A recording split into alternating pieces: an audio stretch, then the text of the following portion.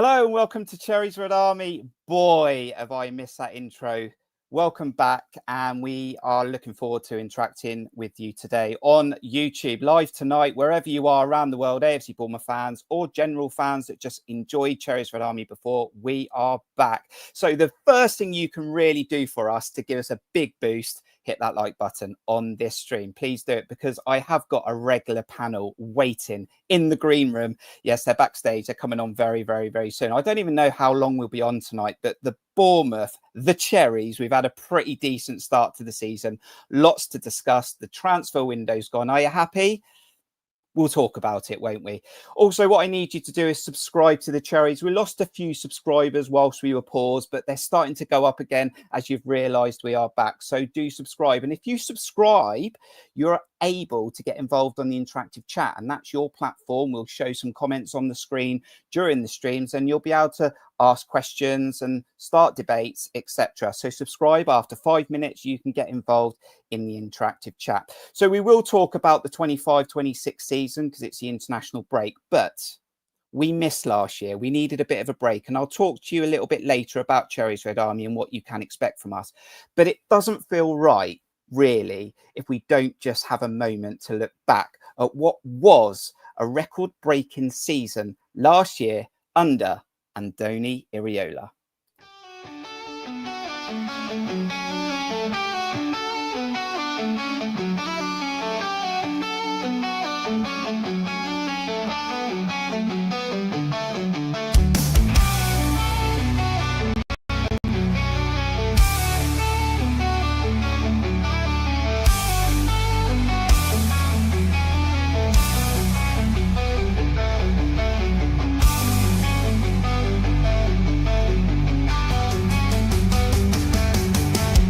Gets the crosses, stood up to Lewis, good! Bournemouth are level! And you did not see that comeback coming!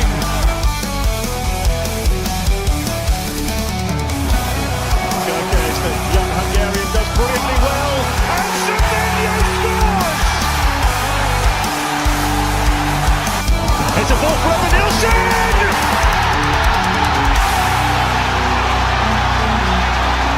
Vitality Stadium erupts!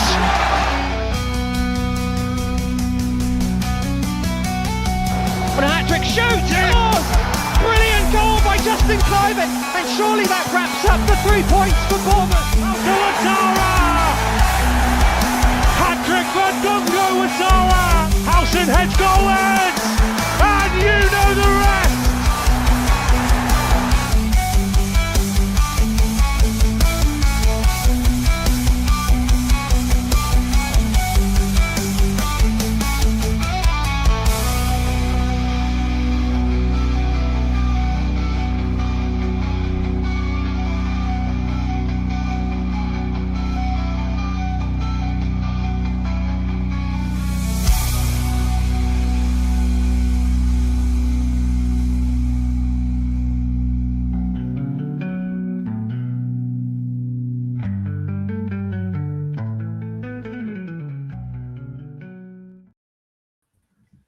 They're back, guys. Steve Hensman, good to see you.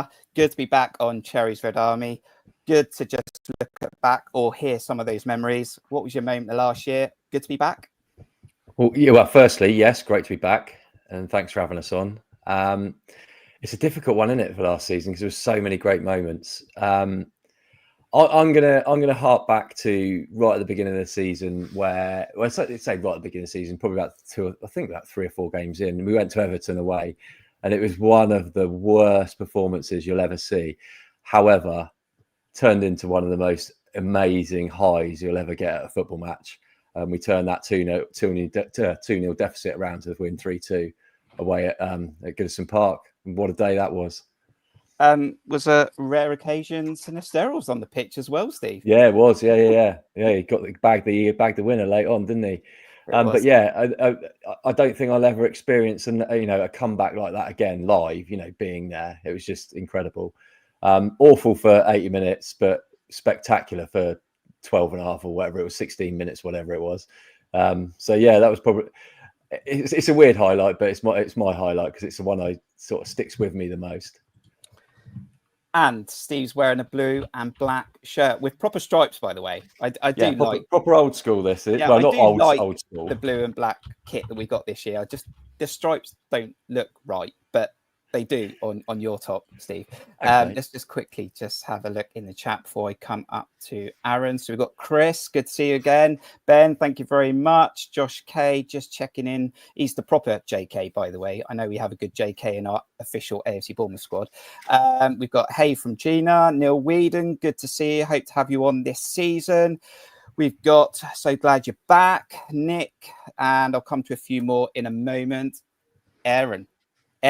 It's not Aaron, it's Aaron. Well, you forgot after a year. Yeah, no, it's fine. Yeah, we did. And you know what? We've all stayed in contact and we catch up when we can. But good to be back. Hope you're ready for this tonight. Your moment of the season last year? Yeah, thanks for having me back on, Kirk. It's great to be back. That music, gave me goosebumps, brought back a lot of memories, a lot of fun times. So looking forward to another season of chatting to you lot. Yeah, I think that, as Steve said, there were so many highlights last year. It was our best season ever. But for me, going to the Emirates and winning for the first time was just a massive highlight for me. Obviously, living up here, a lot of friends who are Arsenal supporters. We've never won there. And at that stage, there was still a slight glimmer of hope for a European spot. We turned up there. I remember because they had the PSG second leg, I think it was, and we thought they might put a reserve team out, and heard the team news and they were pretty much full strength, and our hearts sank a little bit. But to go there against a full strength Arsenal team, Dino got the header. More, I'm sure we'll talk about him a bit later. But yeah, and then to go on and win it was just brilliant, and it's just another tick in the long line of Andoni's achievements, ticking off the progress. So yeah, that was one of many highlights for me. Because we did nearly do it a few seasons before we collapsed, being 2-0 up, if I can recall, in the last dying moments where I think they played 97 and a bit minutes, whatever it was.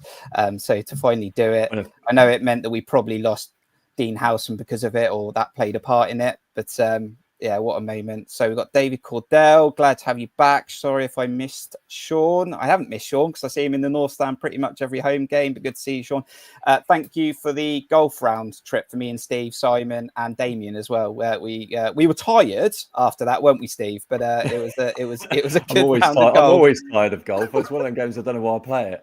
At Queen's Park. So thank you to Sean. And with home games now, as you know, you can go down to the Queen's Park Golf Club and have a drink or two before the game at Dean Court. So do check that out. Got Auntie Skeptic back, Mark Cole. So just sort of filtering through some of these guys, but we want you to be really interactive tonight. We want to have so many conversations, but I've got to come to John Spark, the stat man. I had a few comments, John, in the YouTube videos of previous that were saying, where has John gone? Where's his stat videos gone? We needed a break. I'll explain more later, but it's good to see you. Moment of the season.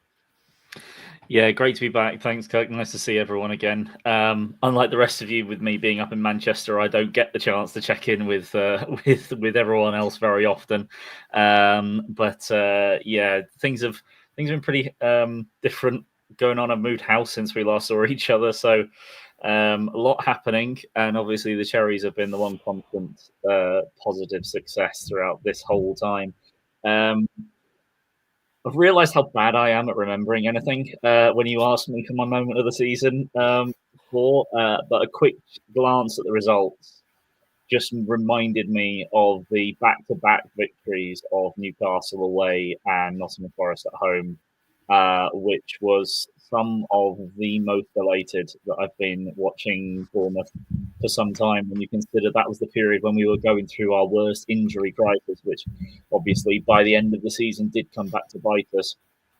But that was something special. Steve also reminded me, talking about the Everton match, I wasn't at that game, despite being in Manchester. I was camping that weekend, and I had lost my internet connection, but I knew the half-time score of 2-0.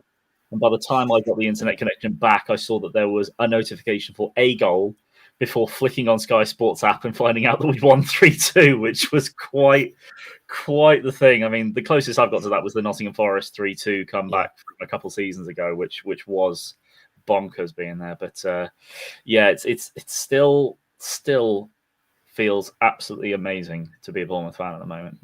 Yeah. And John, just that period of time as well. Can we just have a bit of appreciation for that period of time through the season? Because obviously it was a record-breaking season. I looked at that earlier. I didn't realise we went basically the whole of December, the whole of January undefeated, and we, like John said, we had very, massive injury. Yeah, massive injury list. We basically didn't lose. I think it was from the 22nd of November to the 1st of February. We didn't lose a game in any competition. I mean, that's incredible. I mean, little old Bournemouth, ruling the roost in the Premier League. Well, also, it's probably one of the reasons we sold Dangu Utari for nearly 50 million quid as well. he turned into the best striker ever for a period, didn't he? Yeah. I can remember talking about what Steve's going on about, we being in Southampton. I mean, I know it's standard for us to win there in our current history, but we were fifth.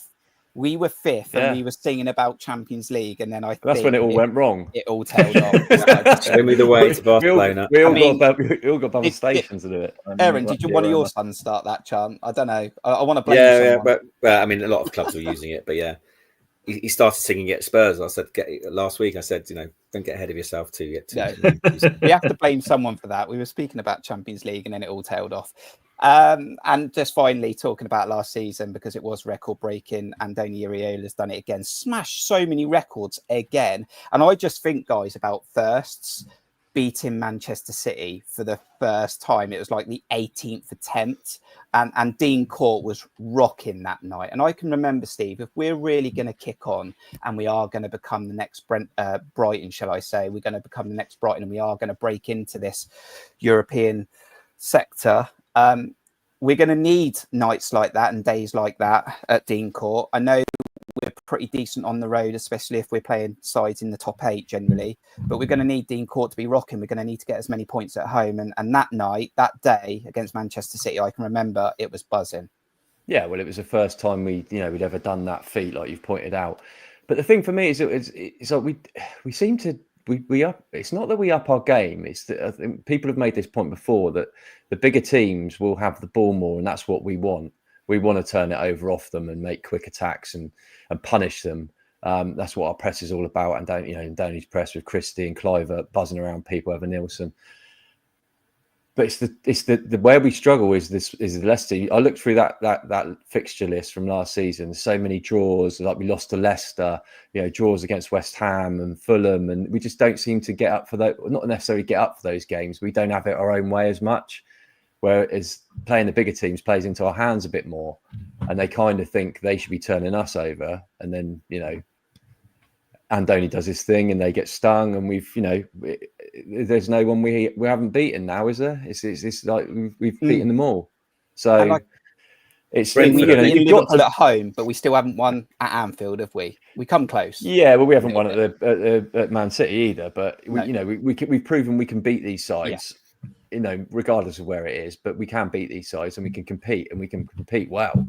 And we weren't, we're not just surviving like we were. We're pushing on, and we're talking about Europe, for God's sake. It's it's mental. But I'm embracing it, and good luck to the owners and the manager. I mean, they're doing a fantastic job.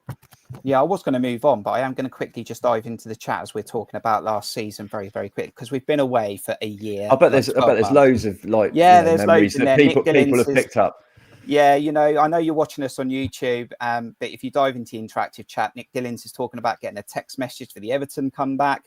Ben's talking about that winter was brilliant. We're traditionally terrible in those months. Always assumed we were solar powered or suffering, and we've got also Newcastle away with only 12 first-team players available. Yeah. And John, we could have one of them was Daniel Jebison as well. Don't forget. Yeah. Who nearly scored. And John, we could have won that game by more. Yeah, absolutely could have done. It was another one of the examples of as Steve was saying, like our style of play, Andoni's style of play, absolutely suits going up against a team that wants to dominate the ball. But the amazing thing was about that Newcastle victory was Newcastle were on a 9-game winning streak when we went to them. Like they were looked at as like the boys that were going to suddenly storm into the Champions League. Now, obviously, they did miraculously get the Champions League because Aston Villa failed to beat Man United on the final day. But they were on fire. They were absolutely on fire. And it was not unlike the Tottenham game that we'll come on to talking about, I'm sure, where a team comes into a game at home on a high, thinking they're the bee's knees, and we basically just show them the door, or a number of other more crude analogies that you could use. It is just really something that we have, because remember under the Eddie days, I mean, how frustrated we were when it came towards the end of it, but we were always whipping boys to the bigger teams. Like we somehow got that 4-3 victory against Liverpool mostly because of the goalkeeper. There's the Chelsea 4-1, wasn't there? It was there was the Chelsea. There was a few Chelsea games because Chelsea fans still don't like us. Yeah. But I mean, Man United, a draw once and a one. No, it was the 1-win. 1-0 win. The 2-1 win in the first game of the season. Stanislas score from a corner. Yeah. First game of the first. But they were always narrow victories. We'd never dominate a team. No. Yeah. So now you look at. We did the double over Arsenal. Remember that? We did the double over Arsenal last season. We should have got all 4 points all 6 points against Spurs. We only got 4 in the end. We gave ourselves credit against Liverpool. We beat Man City for the first time.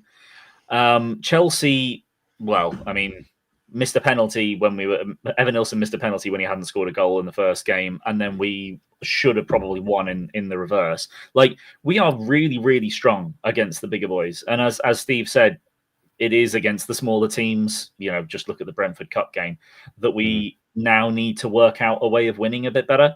But yeah, it's really something now watching us and also feeling like I went into that Liverpool game being like, it's whatever. But we were minutes away from getting a point there. And the Tottenham game, I was feeling quietly confident that we at least get a point, because that's what we do now. It's really, really enjoyable to go into every game and be like, we have a chance here. And finally, I was thinking about last season, Aaron, where I was sitting there going, do you know what? I think we're a season ahead of where we are when we're sitting in St Mary's and we're 5th. But I think I said to you as well, Aaron, because we were stood next to each other, I was thinking, but I wouldn't turn away being in Europe, but I think it's a season ahead. And David Cordell says, best thing for us was not making Europe. Is he right? Well, I mean, I think from Bournemouth fans who follow us over the years, you get a chance to play in Europe, you're going to take it, because, the experiences that we would have had going across to wherever it is, Azerbaijan or wherever it would have been, I don't know. Just getting on that flight and being there in the square, and that's what it's all about. Of course, it would have had a huge effect on our league season, I imagine, because most clubs of our size would suffer like that. Our squad was horrendously stretched last season when we only had an FA Cup run and obviously the league, really. So yeah, it would have affected us. Would I have taken it? Yes. I mean, you get some people saying it would have massively affected us. I don't think we would have gone down this season, but you take moments like that. It's the same argument. Would you have taken an FA Cup win and come 15th? Yeah, of course I would have done, 100%. That's what memories are made of. As of last season and before this season kicked off, in my household, we were questioning, was that the peak? Not Foley's mantra, obviously, always advance, never retreat. Didn't actually feel that, I feel he's honest to his word, and that's the true aim. But the world-class players that we had who are no longer at the club before the season kicked off, I was concerned, thinking, how do you replicate that? As John said, how are we really going to do a double over Arsenal again? Are we going to win away at Newcastle 4-1? Are we going to beat Manchester City? How are we going to replicate last season without 2 world-class centre-halves? I think we'll come on to the fact I'm not so concerned about left-back anymore, to be honest. But 2 world-class centre-halves. And we had one of the best defensive records in the division. So, yes, we're an entertaining team who create loads of chances. Don't put most of them away, but we create a load of chances, and we'll always look like scoring goals. But what we had last season was defensive solidity. Obviously, we're now talking after 2 clean sheets with 2 new centre-backs, a new centre-back partnership, which we'll come on to. But yeah, look, last season, I think, was an unbelievable opportunity to get Europe. Spurs and Manchester United were in the dog hut. I think Spurs will be better, much better this season. Manchester United, I really don't know about. But then there are other teams who finished above us, likes of Forest. who I think will be below us this season. So yeah, it swings and roundabouts, but I think we take the opportunity when it comes our way. But I do now feel a lot better than I did 3 or 4 weeks ago. Brilliant. So really, really good for us to take a moment, not being here last season, just to reminisce a little bit and just talk about the stepping stone that AFC Bournemouth are taking potentially to Europe, maybe this season, maybe next season. We know Bill Foley wants it very, very soon.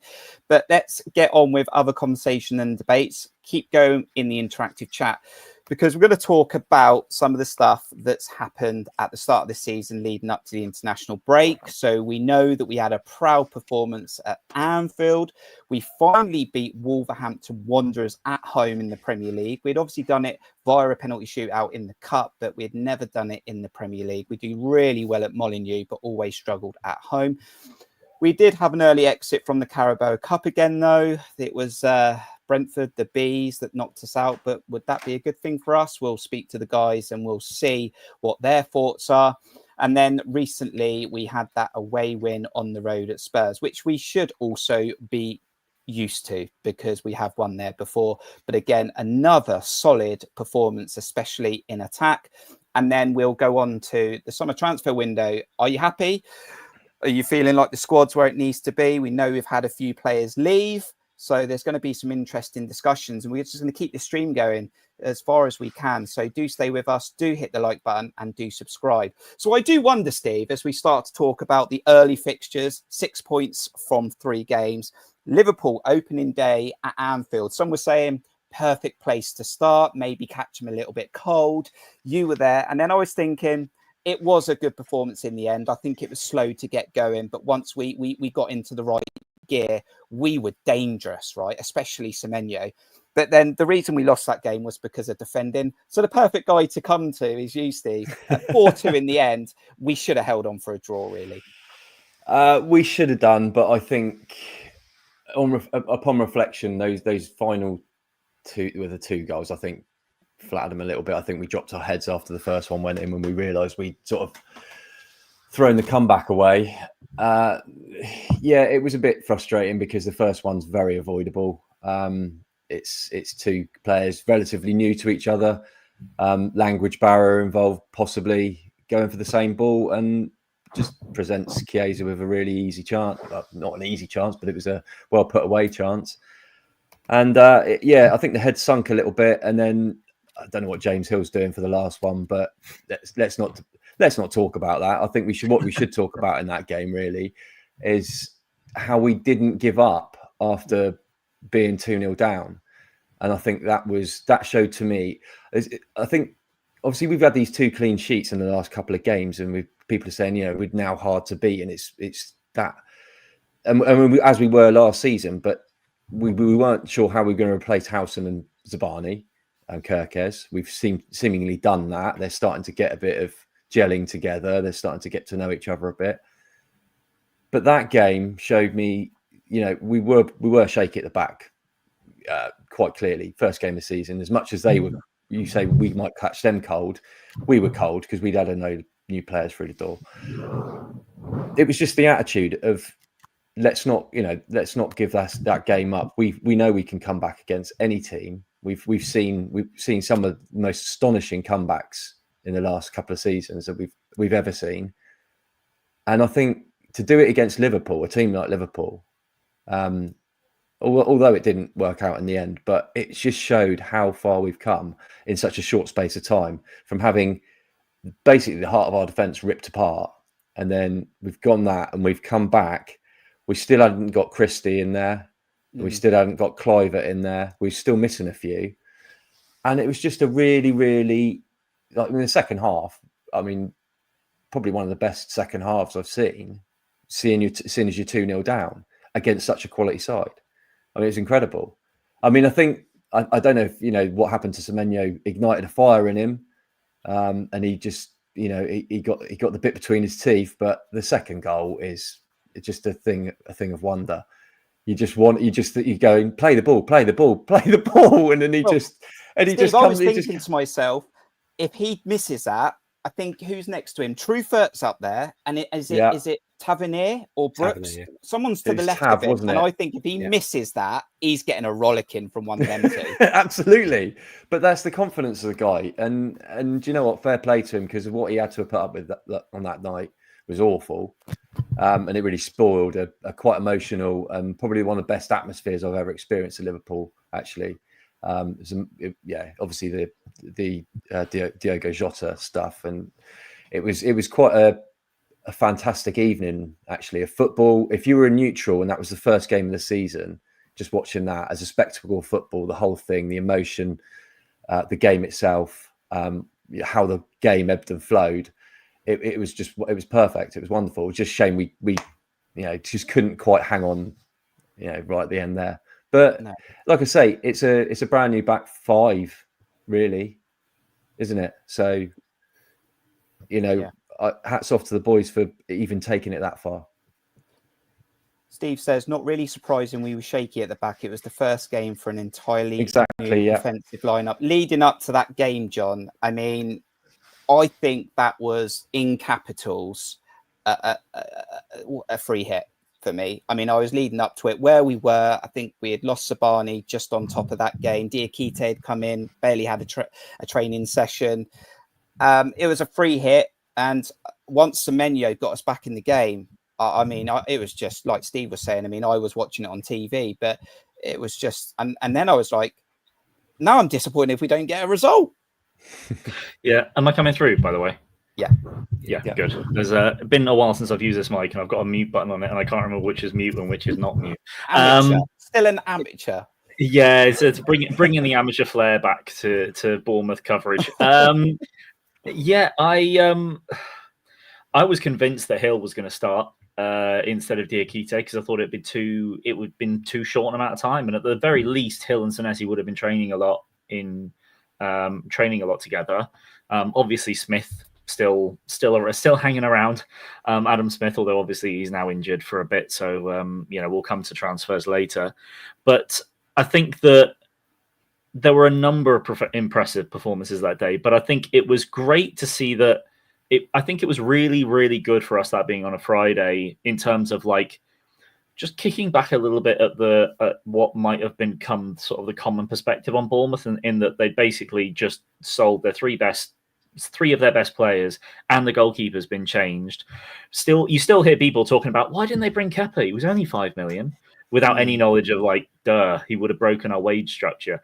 But it's massively. But I just I remember like that was the first showing of True Fair, and like we'll come onto this, but I have no doubt in my mind we've literally upgraded and we've spent less than half the money on him, because my word, like he has faced Salah and Kudus so far, and he's pocketed them both. And that is something quite ridiculous. Salah had to go to the other side of the pitch to deal with a somewhat lazy but fresh Hill, who made another lazy mistake against Brentford. Made up for it against Tottenham. But yeah, you got that. You've got Semenyo, and like it's easy. As someone who doesn't go through what Semenyo has to go through, I'm sure on a daily basis, it is easy to forget what happened to him in that game, and it really shouldn't be, because it's a massive thing that happened, and I'm glad that it was treated with the seriousness and that it was at the game. But yeah, just lit a fire under him, and he really did take off and showed what he's capable of. I just wish he'd improved the finishing a little bit more, but he was fantastic. Getting to see Brooks looks like he's coming back to good form. So many players coming in, and you're just like, there is a lot of positivity to take from that front. It went around Twitter as well, Bournemouth Twitter. It was like, have you ever felt more positive losing 4-2? Because I certainly haven't. I was really thinking this season is not going to be as bad as a lot of us expected it to be. And so far, in the game since, it has proved to be so, ignoring the cup, obviously. Yeah. And talking about Semenyo again, and I'm sure we'll talk about him a few more times tonight, but him signing a new contract with 150 million release clause is probably the best thing that happened this summer. I don't know what the release clause is, but it needs to be something silly. I'm sure there's one in there, by the way, guys. I'm sure there's something in the contract, but he has had an extension. And they were talking about potentially him leaving straight after, like, signing a new deal, which was never going to happen. But let's see where we are next summer. See, I look at Semenyo. I'll just quickly talk about this before I come to you, Aaron. Steve, I'll just quickly come to you on that night and talking about Semenyo. Someone said to me, is it a good thing or a bad thing that he signed a new deal? Because clearly he's got a release clause. But I was thinking, is it not win-win? Because if he has got a release clause, win, and that release clause is going to be something serious. If he and obviously if someone's going to activate that, that means he's going to have a blinding season for us, win. If he has an okay season, no one activates that 70, 75 million, whatever potentially is in there, win, we keep him. I mean, I don't want to lose him, but I don't see it as a loss. No, it's I think you're right to look at it like that. There was a few sort of vultures circling, wasn't there, or talk of. So I think the club were right to act quickly and sort of get his signature on a new contract. And I think it says a lot of the player as well to sort of give his long-term future like that, because he must have had his head turned a bit and think, some of these clubs that are touted to be involved in or interested in me. I mean, it must be no one's ever going to be in that situation, but it must be nice to have someone like, a big top 6 club come think you're the bee's knees and want to sign you. So I think, like you say, it's a win-win. If someone wants to buy him now, they're going to have to pay top dollar for him. So the club win in that regard, because I can't remember what we paid for him. Maybe you can. 10, 11. It wasn't much, was it? 10, 11. From the championship, and look how he's evolved. He's an absolute. I didn't see it. I really didn't see it. Literally every time I listen to a lot of talk sport. I listen to a lot of football stuff. Generally, any time anyone talks about Bournemouth, they always mention him. He's what an incredible player he is. All the different DJs on talk sport, they all mention him as the top player. So the club have done the right thing. I'm glad he's signed it as well, and he's started the season as he ended the last, and he seems to be going, maybe even getting better again, and that's frightening, I think, because what a player he could eventually be. Enjoy him for this season, is my opinion. Yeah. I think so. I think so. Yeah. Well, in that case, he's got 3 or 4 contributions already. Goal contributions. Is it 4? I mean, he was against Liverpool, and he set up tabs, didn't he, for Wolves? Yeah. He's got 2 goals against Tottenham. He was unplayable against Tottenham. Absolutely unplayable against Tottenham. Yeah, that'd be an interesting one, wouldn't it? You say like Traffair has already pocketed Salah and Kudus. Could he pocket Semenyo? I don't want to find out. I know. But... Yeah, exactly. So, Aaron, we acted fast to sort out the Semenyo contract. Another contract we really need to act fast with, and Carly says, love seeing Brooks in the starting 11. Great player. Now, we know David Brooks has got talent. He wish he was a little bit quicker. He said that himself. He wish he had a little bit more speed, but he's very skillful. Did we see, though, David Brooks coming in this season with fire in his belly?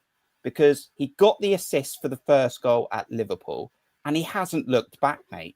He hasn't looked back. And we've brought in Adley, and he looks special. I mean, he might need time to settle, right? Brooks ain't stepping aside, Aaron. No, look, I mean, first and foremost, I was one to write him off, not as in his abilities, but just whether he fits the style of the fast, strong, dynamic winger, which Andoni clearly likes. Will he ever get back to what he was before his illness, really, primarily, which is an incredible feat to overcome.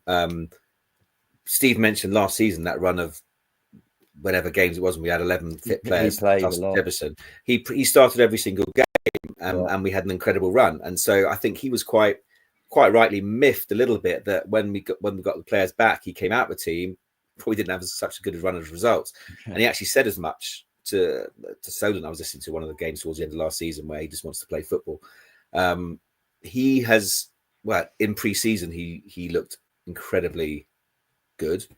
And I think he's carried that into this season. And for me, that ball, the outside of his foot against Tottenham was just, I've never seen a cross like it. It was just unbelievable. And he is probably one player I do that we every always Sunday had. night, Aaron. Yeah, well, I'm sure you do. Yeah, after you've gone to bed in your dreams. He's one player who, unlike like Adley or Dango or Cini or someone else who's got that ability to find that pass. And actually, it was against Wolves, wasn't it? For the sending off, Totti's sending off. It was an incredible pass through to Evan Nilsson. Yeah. And he's got that ability to unlock the defense. But what he seems to have bulked up a bit. Yeah, he's never going to be lightning quick because you can't manufacture that. But for me, he's such a great starter as well, because I think he's got everything about him. And for now, certainly he's got that position. He should be starting games. I think the likes of pace from Adley and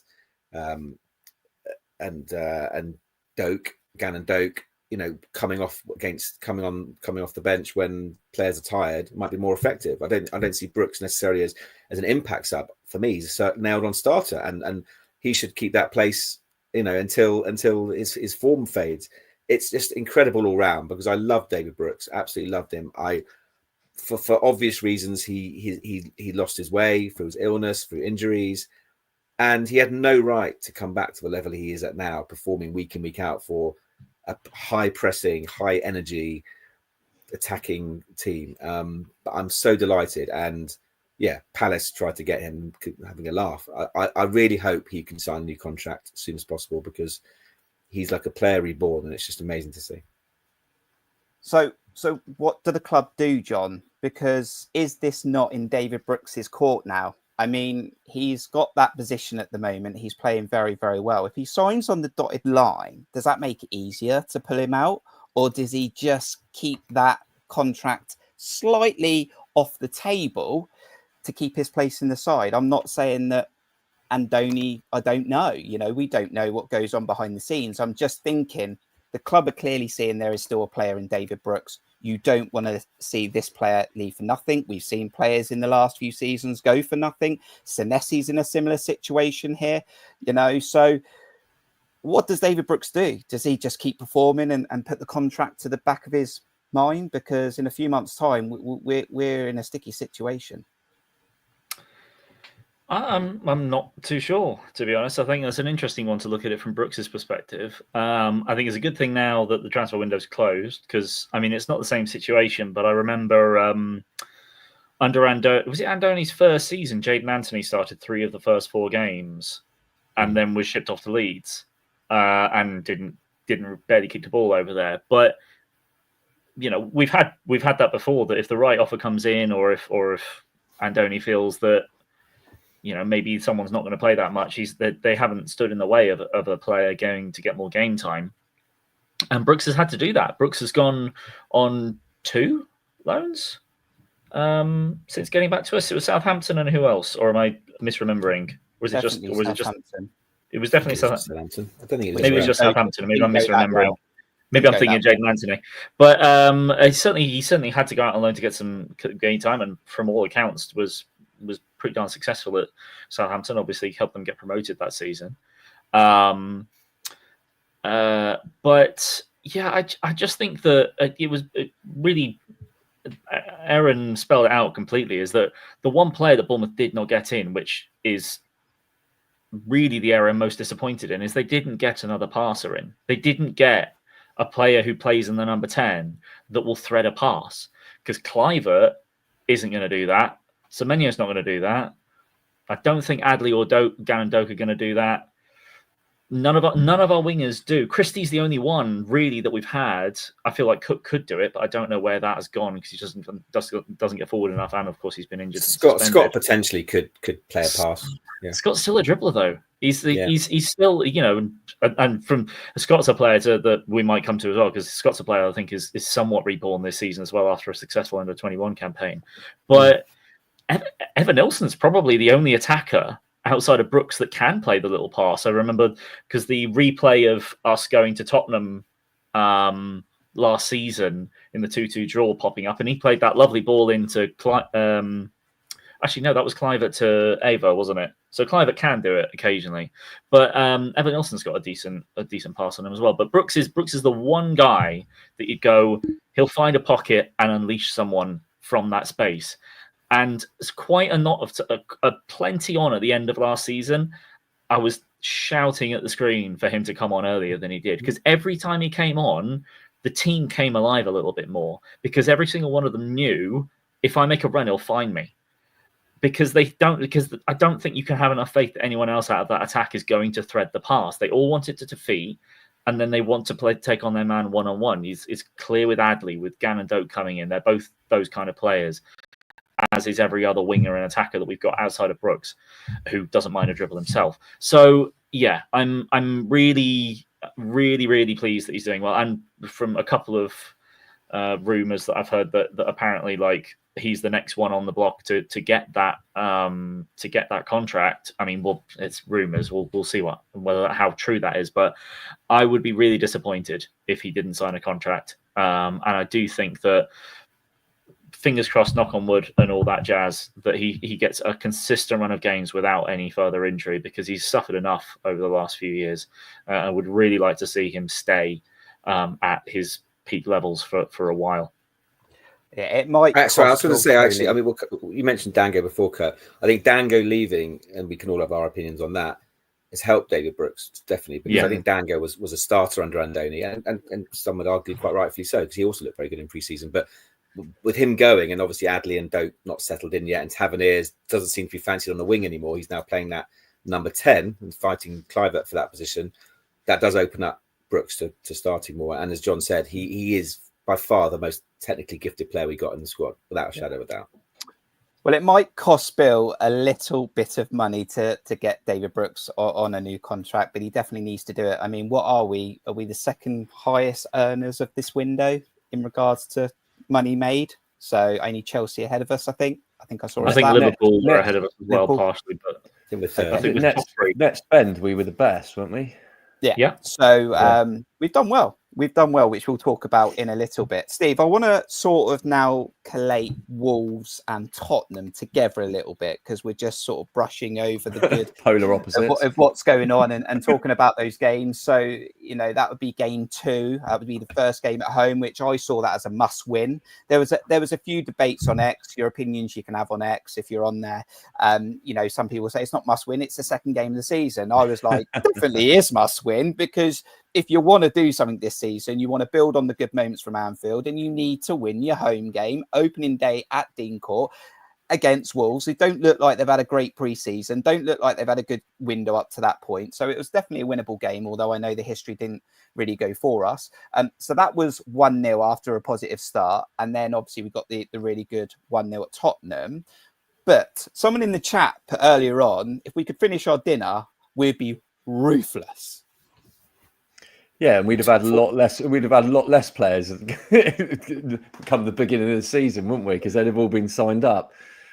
Look, same result both those games, but in my opinion, polar opposites performance-wise. I felt the Wolves game, as much as I think we deserved to win the game.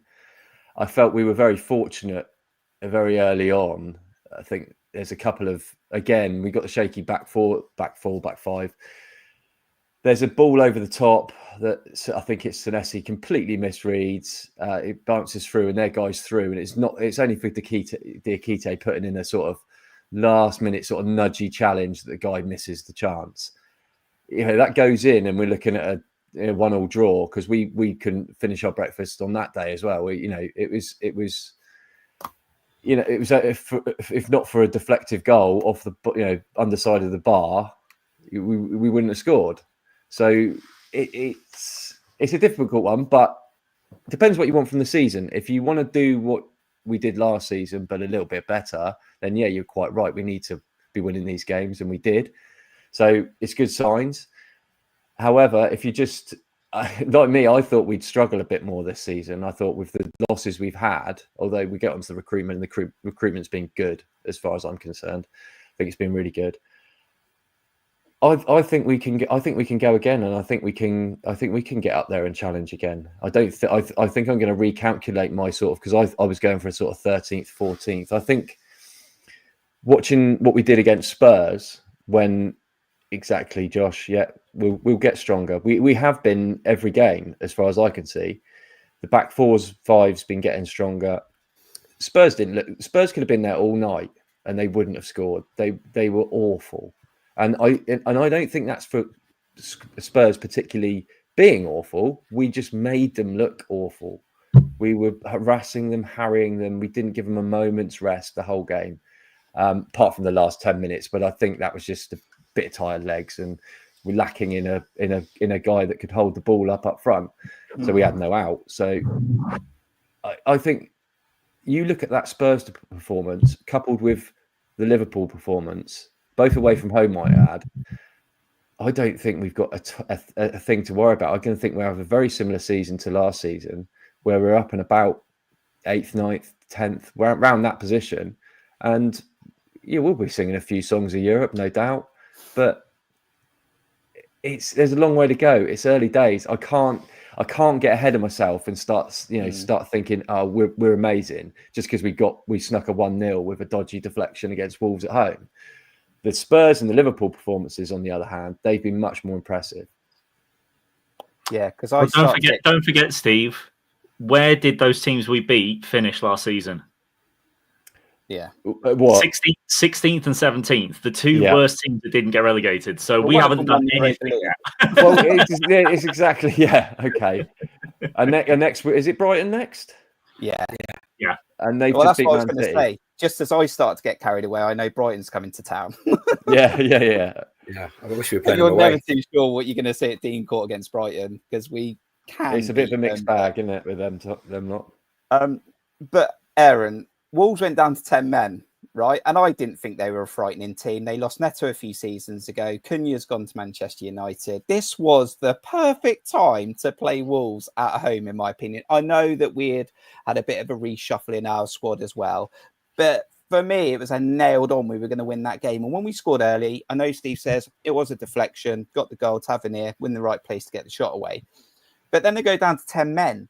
We still let them have a game in the 96th minute. They had a corner. And you're like, look, if there's one negative that Andoni would have taken out of that game, would be that we let Wolves have a game to that moment. And then obviously the Tottenham one, as I said, and I said it so many times last year. I remember walking out of Ipswich. I was sat next to you in that one as well. I remember walking out of Ipswich when we just turned that one around, saying if we could finish, we would blast so many teams away. Like Steve says, we get so much good recognition now across the board. Mark does a good job. Mark McAdam on Sky Sports talking for us. Whatever radio stations, they're now starting to get it. They're starting to understand that O'Neill was not the right path and that Andoni is the right path. But Andoni's surely sitting there, Aaron, saying, can we just score a couple more goals, lads? Because it's not good for our hearts and it's not good for our nails. Well, it's definitely not good for the heart. That last 10 minutes against Tottenham was just horrific, because we were just saying we know what's going to happen. And it didn't happen, thankfully. But I think Steve said earlier, if we generally, and this goes for last season, if we finished the chance we created, we'd be in a Champions League spot. And that's not even exaggerating, because we missed so many chances. Luckily, it hasn't cost us the last two games. I genuinely am more optimistic for our away games. Last season, we had a much better away record than home record. We lost at home to Ipswich, for example, and teams. It doesn't surprise me the way the Wolves game went. I don't know what it is, because I always used to be like, well, most people are all thinking, oh, we're at home, this is a great chance to win. I don't see it like that anymore, because I think teams work us out, and if they got any sense whatsoever, they won't come at us, because why would they? Because we'll pick them off and we'll invariably win the game. So that is my worry, that teams, and I was a bit surprised Thomas Frank didn't do that actually, but teams have seen from last season, has Andoni found a way to beat a low block? Because that's what's going to happen for a majority of games this season, I think, certainly at home. And it's not going to be easy. And that's my concern. because we don't take our chances. I mean, that Is that chance the Semenyo reason why missed. we're not in the Carabao Cup anymore? Well, that was just a horrific game all round. I mean, that was just a horrible, horrible game. And I think Eddie used to find out you make 8 changes in the lineup, however good the players are individually, it's just never going to work. And Eddie always found that. And Andoni, to his credit, didn't do that the last couple of seasons as much in the Cups. He tends to want to win them, and I'm sure he did want to win it, but he made, by his own admission, too many changes in that game. It's never going to work. But yeah, I just think there's going to be more games this year where we've got to take our chances. I mean, that miss that Semenyo had against Wolves from another brilliant Brooks cross. Yeah. Again, hit the bar And from at 1 yard Tottenham, out. the header. Yeah. But I mean, that the other one was even. So I'm sure there'll be games this season where again, we could easily have drawn against Spurs. There's that last minute free kick could have just gone anywhere and it could have gone in. And how would we have felt then? It's just, we've got to put games to bed. And it's strange because Evan Nilsson is a clinical finisher. We got the likes of Semenyo, Kluivert. We've got players who score goals. So I'm not quite sure what it is, because it's not like we haven't got players who can do that. Luckily, the last 2 games haven't cost us, and it's great to get clean sheets. But we've got to put these teams to bed. But I do mirror what Steve said. My expectation, and it's crazy because football fans go up and down like yo-yos, but my expectation at the beginning of the season was 13th and 14th. I think that's fantastic. We've lost 3 world-class defenders. And Dango, who did contribute a lot of goals last year, and clearly was a first team starter. And now, we've gone to Liverpool, we've gone to Tottenham, currently 2 of the top 4 in the league at the moment, and gone away to both of them. That's gone out of the way. And I've looked at some of the, Manchester City look dire this year. They haven't got the aura about them anymore that they used to have. Teams just don't look that great. I mean, Villa are struggling. Fulham don't look particularly good. I know it's very early days, but I generally don't see we have anything to fear. It is early days, but we don't have anything. I don't think we have anything to fear. Is my point. I don't think we do anyway. We'll clearly have some. We might be on the end of some hidings this season. That's just the way it goes, But I don't see any reason why we can't aim for top half again for sure. Just in terms of you saying we don't get any hidings, like last season, Liverpool and what was it? The second Man City game were the only games that we lost by more than a goal. We kept every single game we played in close last season. But also in terms of you talking about finishing, it's like, finishing is still a massive problem. Because just bringing Statman John back temporarily. Bournemouth should have. Bournemouth, according to Understat, Bournemouth underperformed their expected points by 9. We were 3rd on expected points. We weren't just Champions League material. We should have been Champions League based on how good we were last season. And if you look at players in particular underperforming, Semenyo, Evan Nilsson, Dango, and Marcus Tavernier. Tavernier, I think, was particularly shocking in front of goal. He scored 3. He should have had a lot more. All 4 of them should have scored 4 more goals than they did last season. The only attacker we had that overperformed was Kluivert, and that's partly because of his penalties and also partly because of a couple of screamers he scored again in 2 in a week. But I think Semenyo is already showing that he still has some consistency to find. But it's heck, if the flaw in his game is that he shoots a lot and doesn't quite score enough, then that's not the worst flaw to have, because he will be able to fix that with practice. But it's that's finishing is absolutely something that needs to improve if we're going to keep as good a finish this season as we did last season. Okay, so I do want to move on and talk about the summer transfer window, players that left, players that come in, and we'll have discussions around that. I do feel like, though, just to sort of summarise the 3 games that we had in the Premier League, 6 points, from 3 games, guys. What I want to think that we'll do is like some quick fire sort of answers. I'm just going to dive into the chat and just pick out some comments and just really just get some quick fire answers from you. It doesn't have to be one word, but some quick fire answers from you. Let's talk about a defender, Steve, right? Yeah, your position. And you talking about doing that outside the shot cross, shall we say, Steve? I reckon if you tied your bootlaces, you might have half a chance. I did want to say that earlier, but I forgot. Look, the thing is, I can't play with my left foot whatsoever. So my right foot is a wand. I'm telling you. Someone that might not be magic and might struggle to play in a Bournemouth shirt again is Araujo. I can't talk about him. I can't talk about him. I mean, I remember him coming off the bench at Nottingham Forest last season on opening day for him. He looks quick. He looks like a young Adam Smith. And as time's gone on, I know I felt like a pre-season. And I actually went on, I think it was Radio Solent, and they asked me about the transfer window. This was before Sabani went. Dean Howson was already a done deal. And I said one position, there's a couple of positions I was worried about. And you'll probably come to this in a moment because I think you feel the same about one. And that's, I think we need to find the next Ryan Christie very quickly. But the second one was I was really worried about how much pressure was going to be put on Adam Smith at right back. Max Aarons had gone to Rangers, and I had very little faith in Araujo back in Smith up. Araujo, has he played his last game for the Cherries?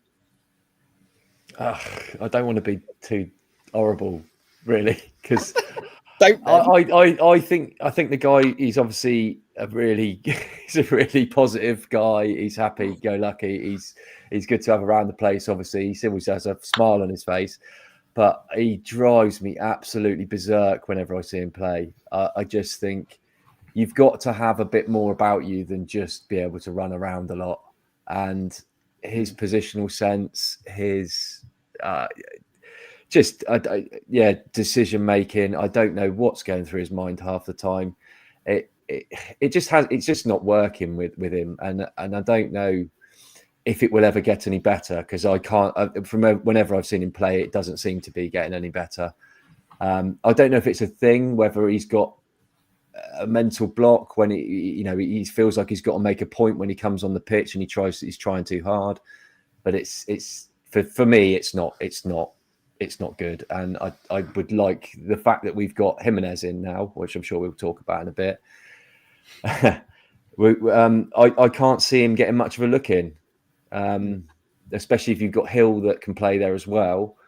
I just, and basically Andoni's already overlooked him to come Lewis on. Cook as well will be ahead of him. Right, and Lewis Cook, yeah. He's already overlooked him to come in. When players who don't naturally play that position play that are position playing there, better, so unfortunately, as much as he's a lovely character and the rest of it, and enthusiastic and nice guy, I don't see it. Maybe I don't know what we can do. Can we send him out on a loan now? Well, I'm surprised. I thought Sevilla were interested in him. I'm surprised when we brought Jimenez in, even with Smith's injury, because the fact Hill can play there and Cook is back soon. Not that I want to see him play there, but I'm surprised he didn't go on loan, because I don't see how he's going to get a look in here at all. Some windows are still open. There are some windows. You can still loan to some leagues. We could loan to Turkey, let's say, is one of the windows that's still open. The one thing I do feel for Araujo a little bit is because he's had to deal with the fact that Kirkes was at left back the entire time, and the way that Iraola wants to play is that one of the fullbacks bombs on and the other one has to stay back, which is why Cook did so well in that role and why Hill fits that role really well. The problem is Araujo's strength is not defending. His one-on-one defending is shoddy. His positioning could do with some work. The thing that's good about him is his pace, and you get the most out of that by letting him attack, and he doesn't have the opportunity to attack down that right-hand side very much. So he was at a bit of a hiding to nothing, but really, if you can't defend that well, you shouldn't be playing in the Premier League. They're really good defenders in the Premier League, and he is not one of them, unfortunately. No, someone said to me Barcelona as well. I know. He plays for Mexico as well. He plays regularly for Mexico. And he got to the isn't there two Araujos? I don't know if they're brothers, but I think someone said to me, we got the wrong one potentially. Well, there's Ronald Araujo that plays for Barca, isn't there? Yeah. Are they brothers? I don't think so. No, they're not. No, they're not brothers. They're just the same name. No, the other one's Uruguayan, isn't he? Potentially. You can always take up a painter decorator job. like you did at Queen's Park with Sam. Yeah, exactly. Sam and Tom. He couldn't even beat my son at pool, so you know. Let's talk about Tyler Adams, Aaron. Oh, This guy came in, big money bucks. How long we got? Yeah, yeah. I mean, this look, guy. Let me say that there was a point last season when we were worried he was another junior Stanislas. He had to go off to America to get this hamstring sorted.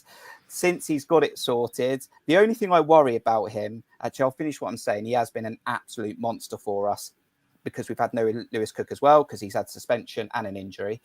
He's been an absolute monster. The only concern I had, especially in the Wolves game, is he looked like he was really struggling for fitness in the last 20. I mean, he was actually calling the bench, asking if he could come off. I don't know if that's going to improve over the season. Yeah, but that's my only concern. He looks like, to me, Aaron, he's one dangerous tackle away from being out for 3 months. And I'm hitting wood, I think by that the way. goes for everyone, though, doesn't it? Dangerous tackle. Maybe. I mean, yeah. He's a monster. And if it happened, we'd be in the mud a bit, because there's no, for me, again, everyone's entitled to their opinion. For me, he's the first thing on the team sheet and the most important. If there was one player now I would not want to get injured, probably other than Evan Nilsson, I'd say, is Tyler Adams. Because Lewis Cook, love Lewis Cook, love Christie, different sorts of players. No one can play that position, or certainly is as good as him. And that he is, as you said, an absolute monster. He's everywhere. And I had Spurs friends messaging me like, "Who's your number 12?" And I'm like, "It's Tyler Adams." You know, he's that good. He is, and I think this is a common theme for us, Semenyo, Adams. If we're lucky with injuries this year to those key players, we will. The sky's the limit, and he is one of those players we have to keep. He's got everything. I mean, he's not physically big or imposing like a Nana or a Lerma type, but he's just got absolutely everything. He's fearless. He covers so much ground, which is why he gets cramp at the end of every game. He reads the game, and he covers ground like so quickly. It's incredible to see. He's just absolutely outstanding. And again, for me, I used to say no Lerma, no win. For me now, no Adams, no win. I fear if as I said with Lerma, I used to feel the same. If Adams isn't there in the team lineup, I'll be like, ugh, you know, he's that vital, and we got to keep him fit because his injury record obviously isn't great. That's my worry. You know, I've noticed from him as well in the last couple of games, because I never saw him. You remember there was that thing when he went off to America and played for the national team, and he hit that absolute screamer. Yeah. And it was all over social media, and everyone's going, "Wow, what's this?" You know, and we'd never seen that, and I don't think I'd ever seen him shoot.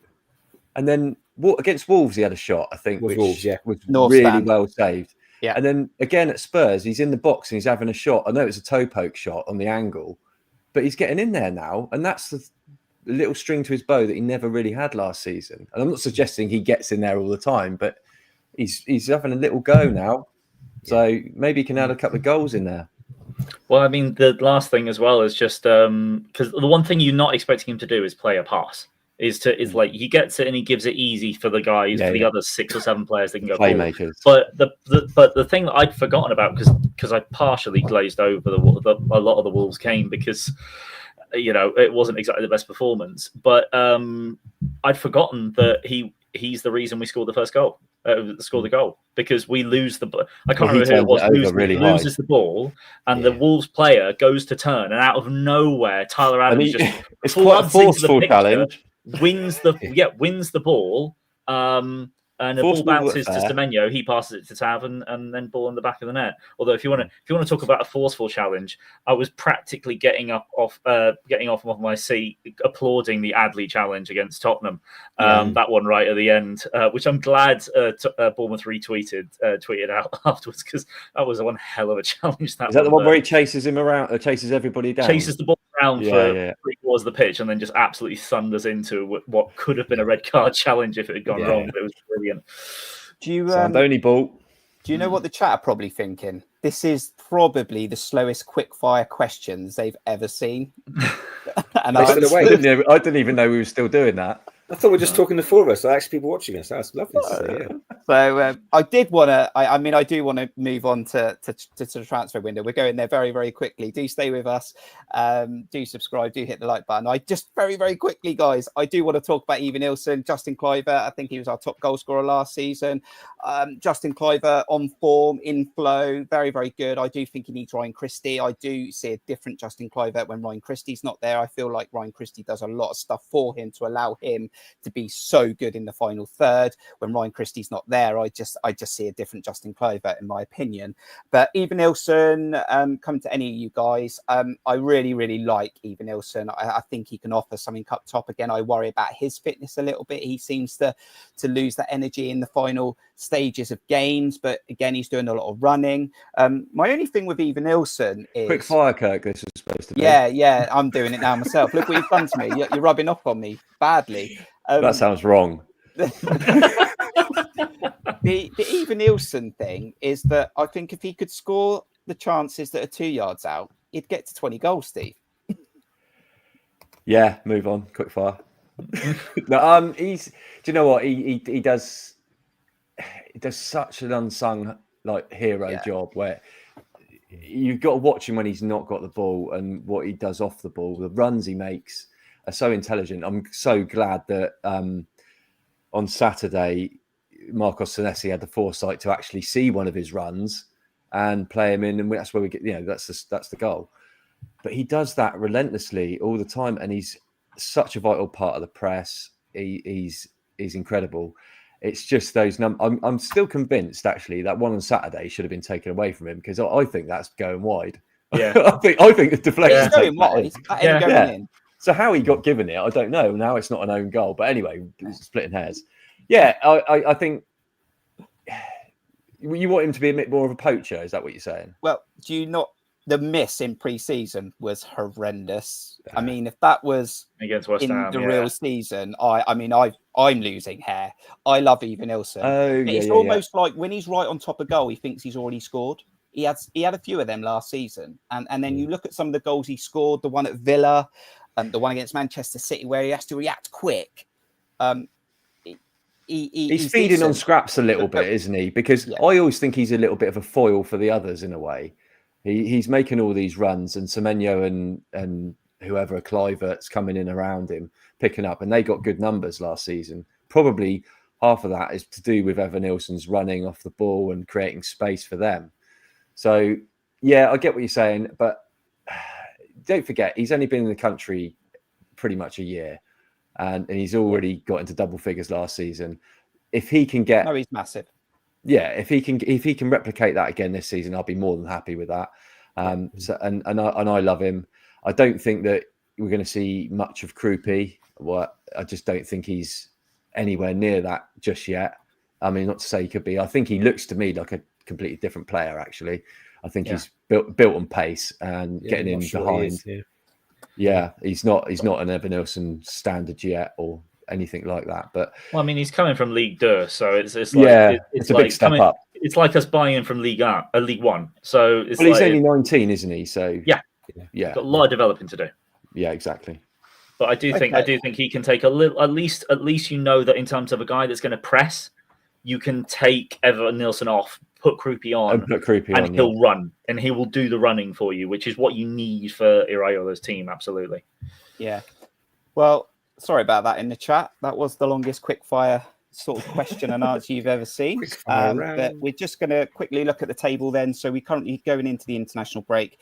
We are 7th, as I said, 6 points from 3 games. A really, really, really good start from the team. Now, if you have seen Cherries Red Army before, and I know a lot of you in the chat, it's good to see you back. I can see some recognizable names in there, and the interactive chat's amazing. This is what we come back for, because we really do love talking Cherries, and we do like to interact with you guys, and you bring a lot of debate to the conversation. But if you remember Cherries Red Army before, guys, we used to, every now and again, I used to do some terrible quizzes. Now, this is not going to be a long quiz, right?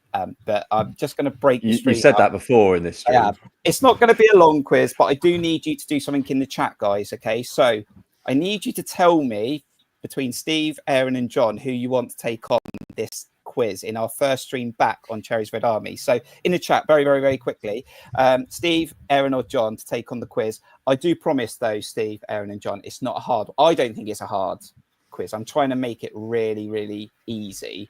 What's it a quiz about? Well, I'm going to come to that in a moment. But sorry, my son's voted me. My son's voted 3 times, and he counts. I noticed that. So in the chat, who do you want to be take on the quiz in about 1 minute's time? Now, whilst they do that in the chat, guys, I'm just going to put you guys on mute, and I'm just going to give some more information on Cherries Red Army this season, because it is great to have you back. And what I will do, just so I get no feedback from Aaron, John or Steve, or no silly comments, because I know what they're like. So it's really good to have you back. We've had a really good reaction to Cherries Red Army. We've already put a few videos out. We had a vlog for Wolves. I actually missed the goal, sort of, so I only got the celebration. But hey, I was a little bit rusty. Look, I'll be completely honest with you. And that's the only way that we can be as honest about Cherries Red Army this season. I had so many emails, so many messages and comments at the stadium just to say, we all love Back of the Net. We know Back of the Net is the go-to place for AFC Bournemouth fan channels, and we all accept that and we love it. I've been on Sam's content and it's amazing. But I had comments from people saying we just need more. We just need extra stuff on top of Back of the Net. And I hear you, and I agree with you. And for me, having to pause the channel was one thing I had to do. I made a massive mistake, and some of the guys will tell you this. I made a massive mistake trying to deliver this channel as a full-time channel. And we have to accept, and I have to accept, that we're not a full-time channel. I didn't have the right balance for work. I didn't have the right balance for family, and it was always going to catch up with me. And it did catch up with me, and I had to make a decision that was right. I absolutely missed this. I'm not going to lie to you, but I had to make the right decision to make sure something worse didn't happen. So it was a good time to pause, reflect. Last season was that reflection, and Cherries Red Army is here this season, but it's here when I can make it happen for you. So what I can promise you is content will be here. I'll do match day vlogs when I can. We're going to come for streams when we can. I'm not saying the streams are going to be every single week, but what we're going to do is come back like this in between streams and catch up from where we left off to where we are in that part of the season. And we are here, we're interactive. And that for me is where we can find the balance between Cherries Red Army, work, family life, because it's not just me, it's the other main contributors. And what we will have for Cherries Red Army this season is you guys. If you want to take part, and I'm going to distribute some information next week, potentially on X, on the community tab of YouTube, about how you can get involved, because we want you involved. This first stream back is about having the main contributors here and just welcoming you back to the interactive chat. But we want the likes of Ben Youssef, I can see in there. I've seen Neil Whedon, Mark Davies. There's loads of you in there that have been on before, and we want you back on again. So there will be opportunities to take part visually if you want to do that. So I hope that clears or just gives you clarity around Cherries Red Army. We are here. You will get content. John might even be able to drop some things for you over the season. There might be some watch-alongs. We are here for you. We can't be here for you every single minute of the day, every week, but we are here for you, and we're going to provide you extra content. So I'm hoping that just gives you a little bit more information. So let's bring the guys back into the stream, and let me unmute them because they're not going to be happy about being unmuted. So who have we got? Have we been counting, by the way? Has anyone been doing a job? It's definitely Steve. Steve's up. I think that's a lie. It was a tie between Steve and Aaron. Okay. But I'd say the fact that Aaron's son voted 3 times tips it to Aaron. No, Josh is keen for Aaron to have a go. Definitely doesn't. He is keen. Right, we're gonna just break up this quiz before we go. If Aaron doesn't know, can we like make him? Yeah, I've got. Look, that'll be most of the questions. Yeah, I've got a few hints for him. So in the next 5 minutes, we're going to talk about the summer transfer window and the squad. But what we're going to do right now is for Aaron. Aaron's going to play. Oh, it is me then. Okay, fine. Right.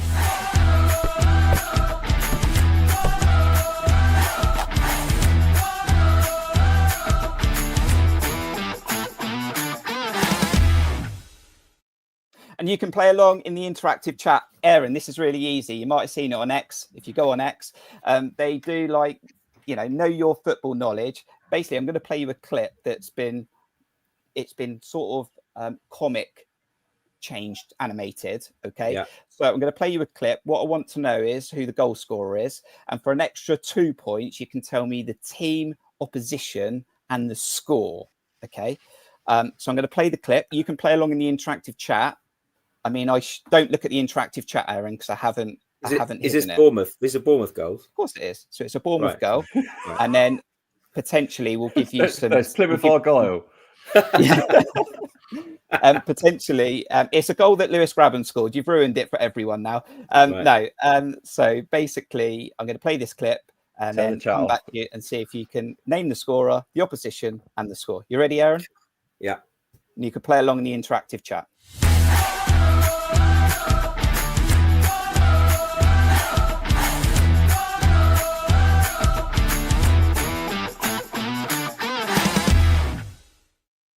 Do you want a second showing of it?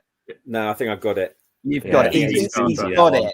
Easy Semenyo starter. against I said Luton. that first stream, I wasn't going to put anyone under pressure. This should be nice and easy. So, Aaron, who is the goal scorer? Semenyo against Luton, and it was 4-3. Oh, it's too easy. Even too easy. Correct. It was Antoine Semenyo. So, I told you. I was Is that the end of the pathetic at quiz? these quizzes before. That's it. Oh, That's thank God for absolutely that. it. Okay, Why fine. don't you rename that as the quick fire quiz? Let's get some guesses in the chat. I will make these harder, by the way, and we'll go back even longer than a couple of years ago. But I didn't want to put anyone under too much pressure. But Josh, good to hear, Kirk. Between CRA and Back of the Net, we're all covered as Cherries fans, and that's exactly what we're looking for. So, if you can do us a massive favour on this stream, thanks for staying with us. We'll go on a little bit longer for you. As much as you want us, we'll be here. Not until we lose our voices, though. Smash the like button on this video. Also, do subscribe to Cherries Red Army. There was a number we wanted to get to before we did pause the channel, before I paused the channel, and that was 2,000 subscribers. We got very, very close. We're not far away. So help us on that journey if you can. And we're going to come back and talk to you about the new squad. Was it an overhaul?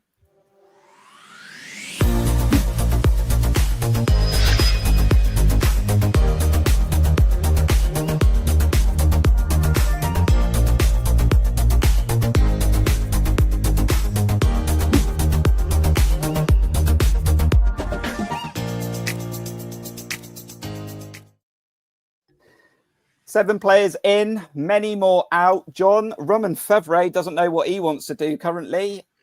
Your early thoughts on the summer transfer window?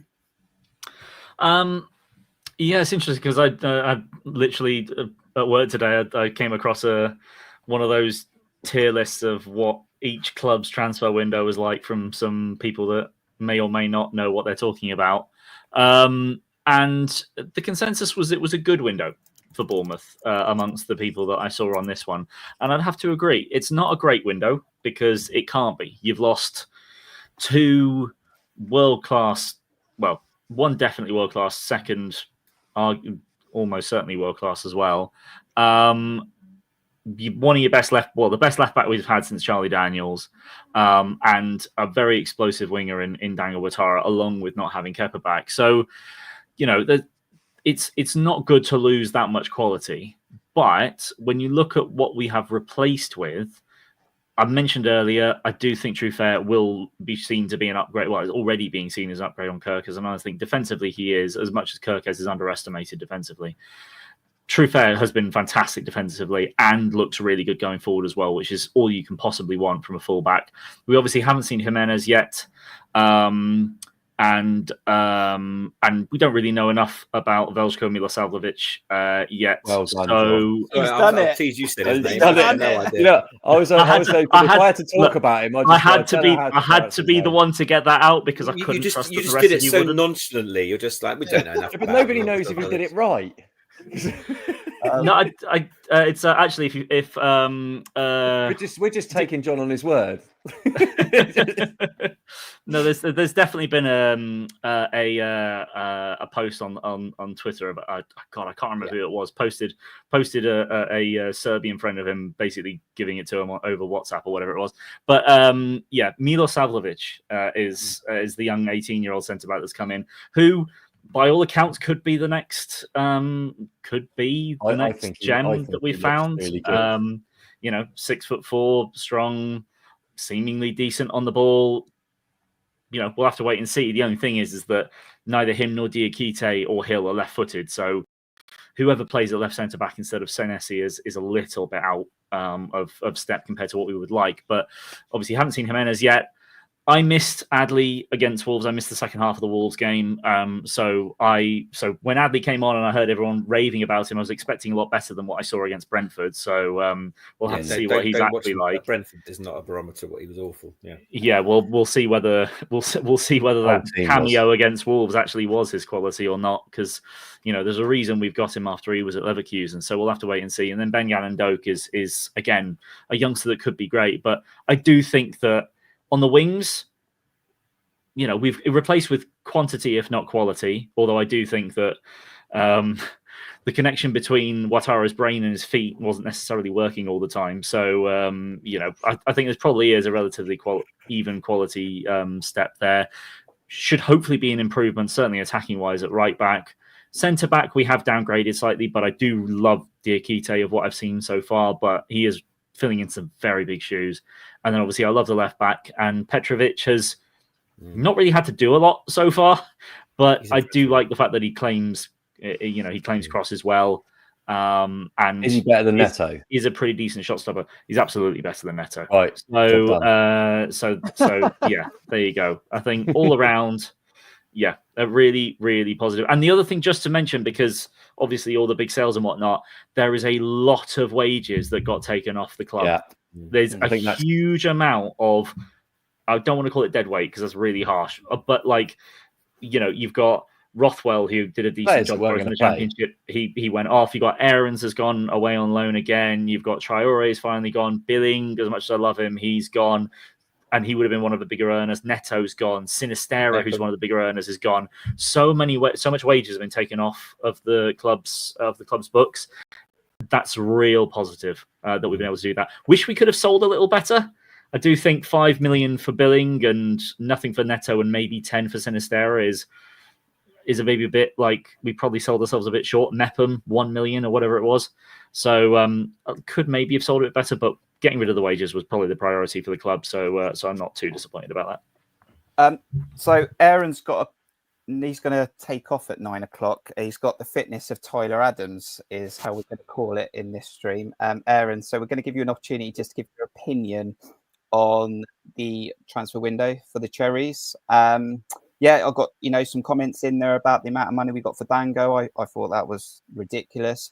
In that breath, I then look at Zabani and think we're short on the fee that we got for him, but maybe they just couldn't hang on too long before trying to get someone through the door like Diakite. Yeah, your thoughts on the summer transfer window? Well, I think John summed that well. I think, look, Howson was always going to, we knew that was going to happen. We knew Kirkus was always going to go. I think we've spoken a lot about it. Kirk Zabani was the one. You can't. Pinto said himself, you can't really stand in the way of player going to PSG.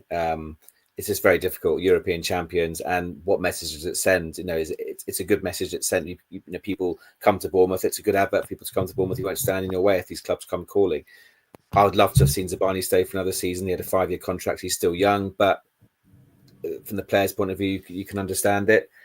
So it was a big overhaul. We talk about the Brighton model. Brighton don't sell 3 of their back 4 every season. So there were concerns there, and the keeper as well.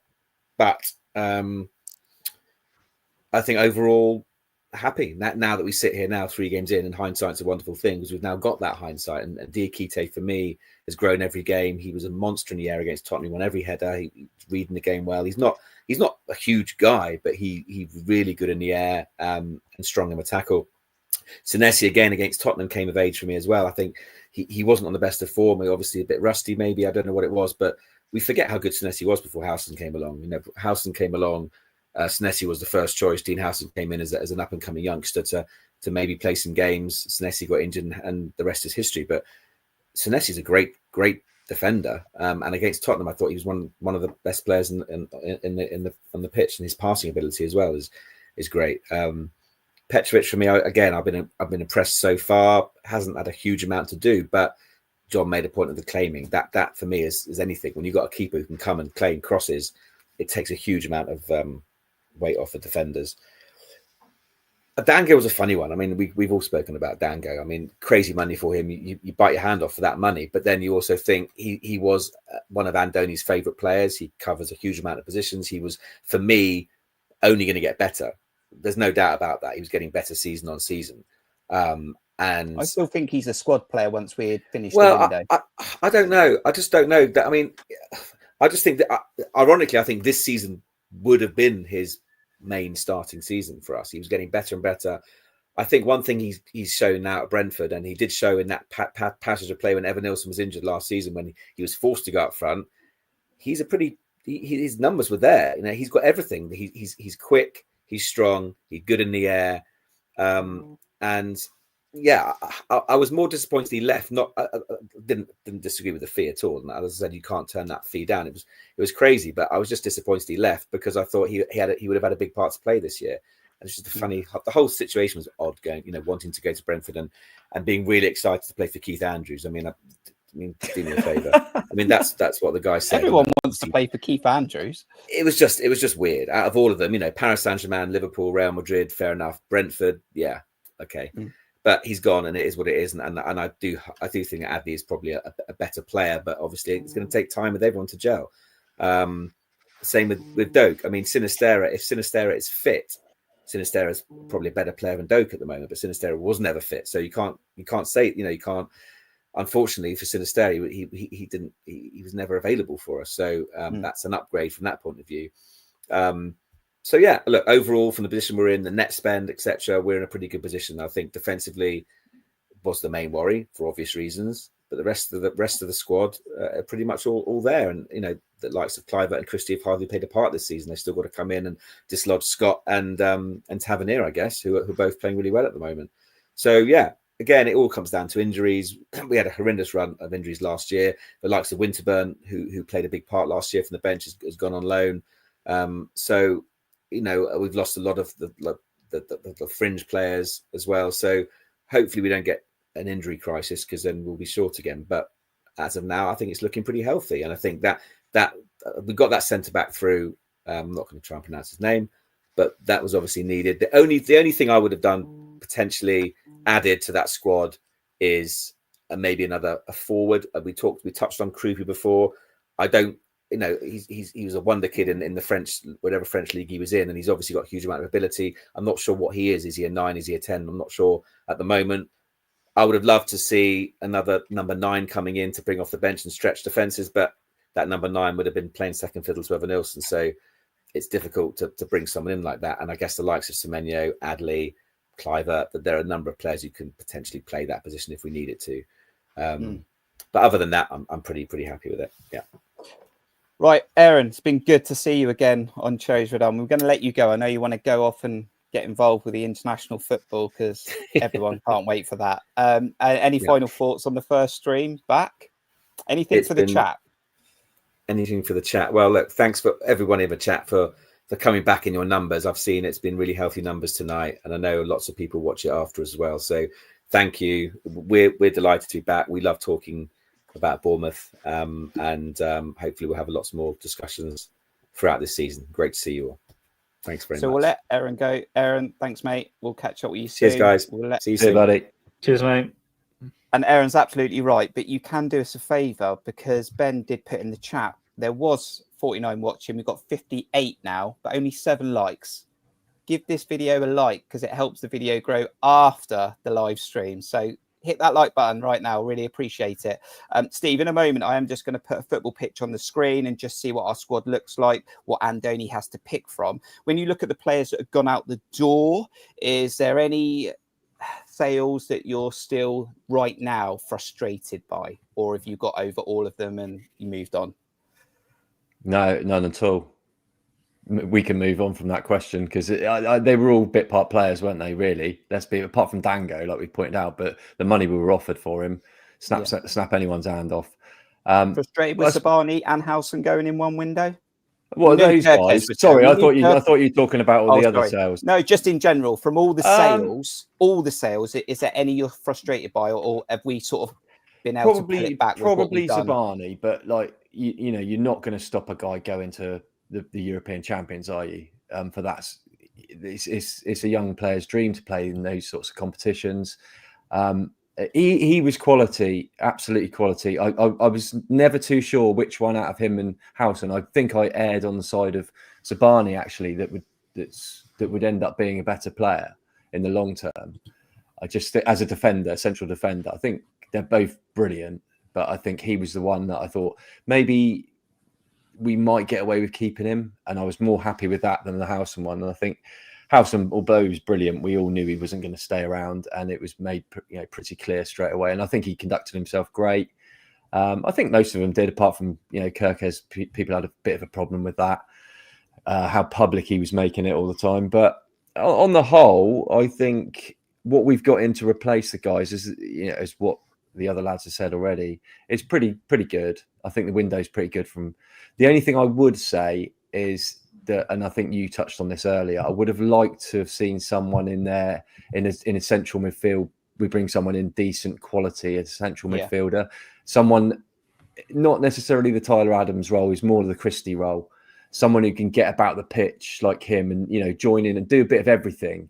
As I think when Christie's not there, as much as Tyler Adams has stepped up and he is really good, I don't think Scott's got that about him. He's a different type of player completely. So we have to play him in a different way. Tav kind of struggles. He's not quite at that level that Christie's at, although he does a good job, reasonably good job. I just wanted someone a bit more quality.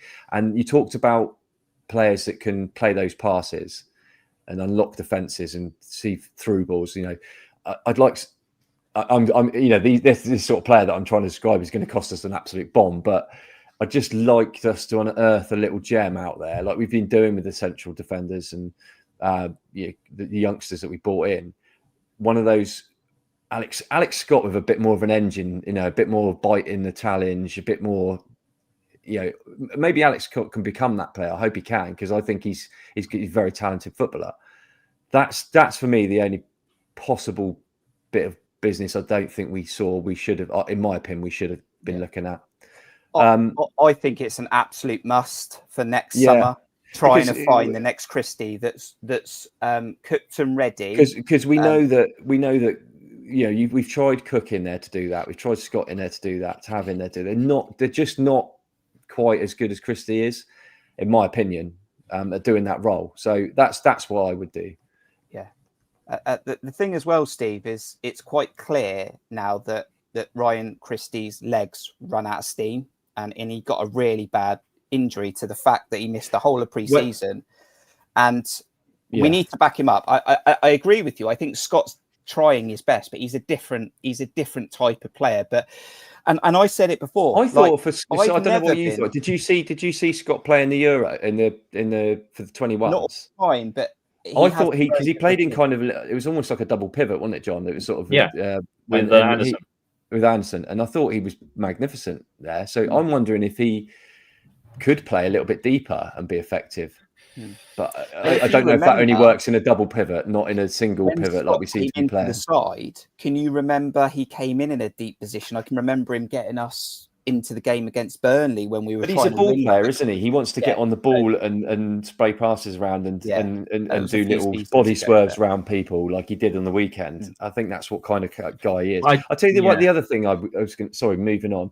The one thing I do think is quite clever, and I don't know if this was intentional, but some of the players that you've brought in, we've got quite a lot of the squad is under the age of 21. Yeah. So they don't have to be registered, do they? As far as I'm aware, as part of the squad. So we've got quite a bit of wriggle room if we do get hit with a few injuries to go after some in winter. So because we've got a bit of money there, as the figures show. So maybe if we get to that point this season and we're struggling again like we did last season with all the injuries, we might have a bit more wiggle room to bring some more players in, especially clearing out all that dead wood as well. Yeah. Malcolm in the chat said it's worth checking out Thiago Pinto's interview on YouTube. I think that's with Mark McAdam. That was, I saw it about an hour before we came on live here. So I'll be going straight to that tonight. So don't leave us now.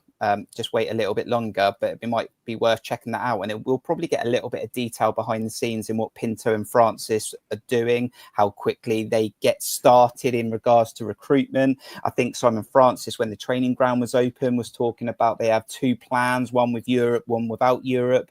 I think what wasn't part of the plan, convinced it wasn't part of the plan, that Howson went up after 1 season, and maybe Sabani did have a gentleman's agreement that he could leave in that 2nd season. I understand the model. I think for me, the model, I want players here for 3 seasons minimum, and maybe Sabani did have an agreement that he could leave, and then Howson go and just trip that up maybe. But you know, I never see the point of keeping them if they've had their head turned. As good as they are, you don't want a player who's not really fully on it, do you?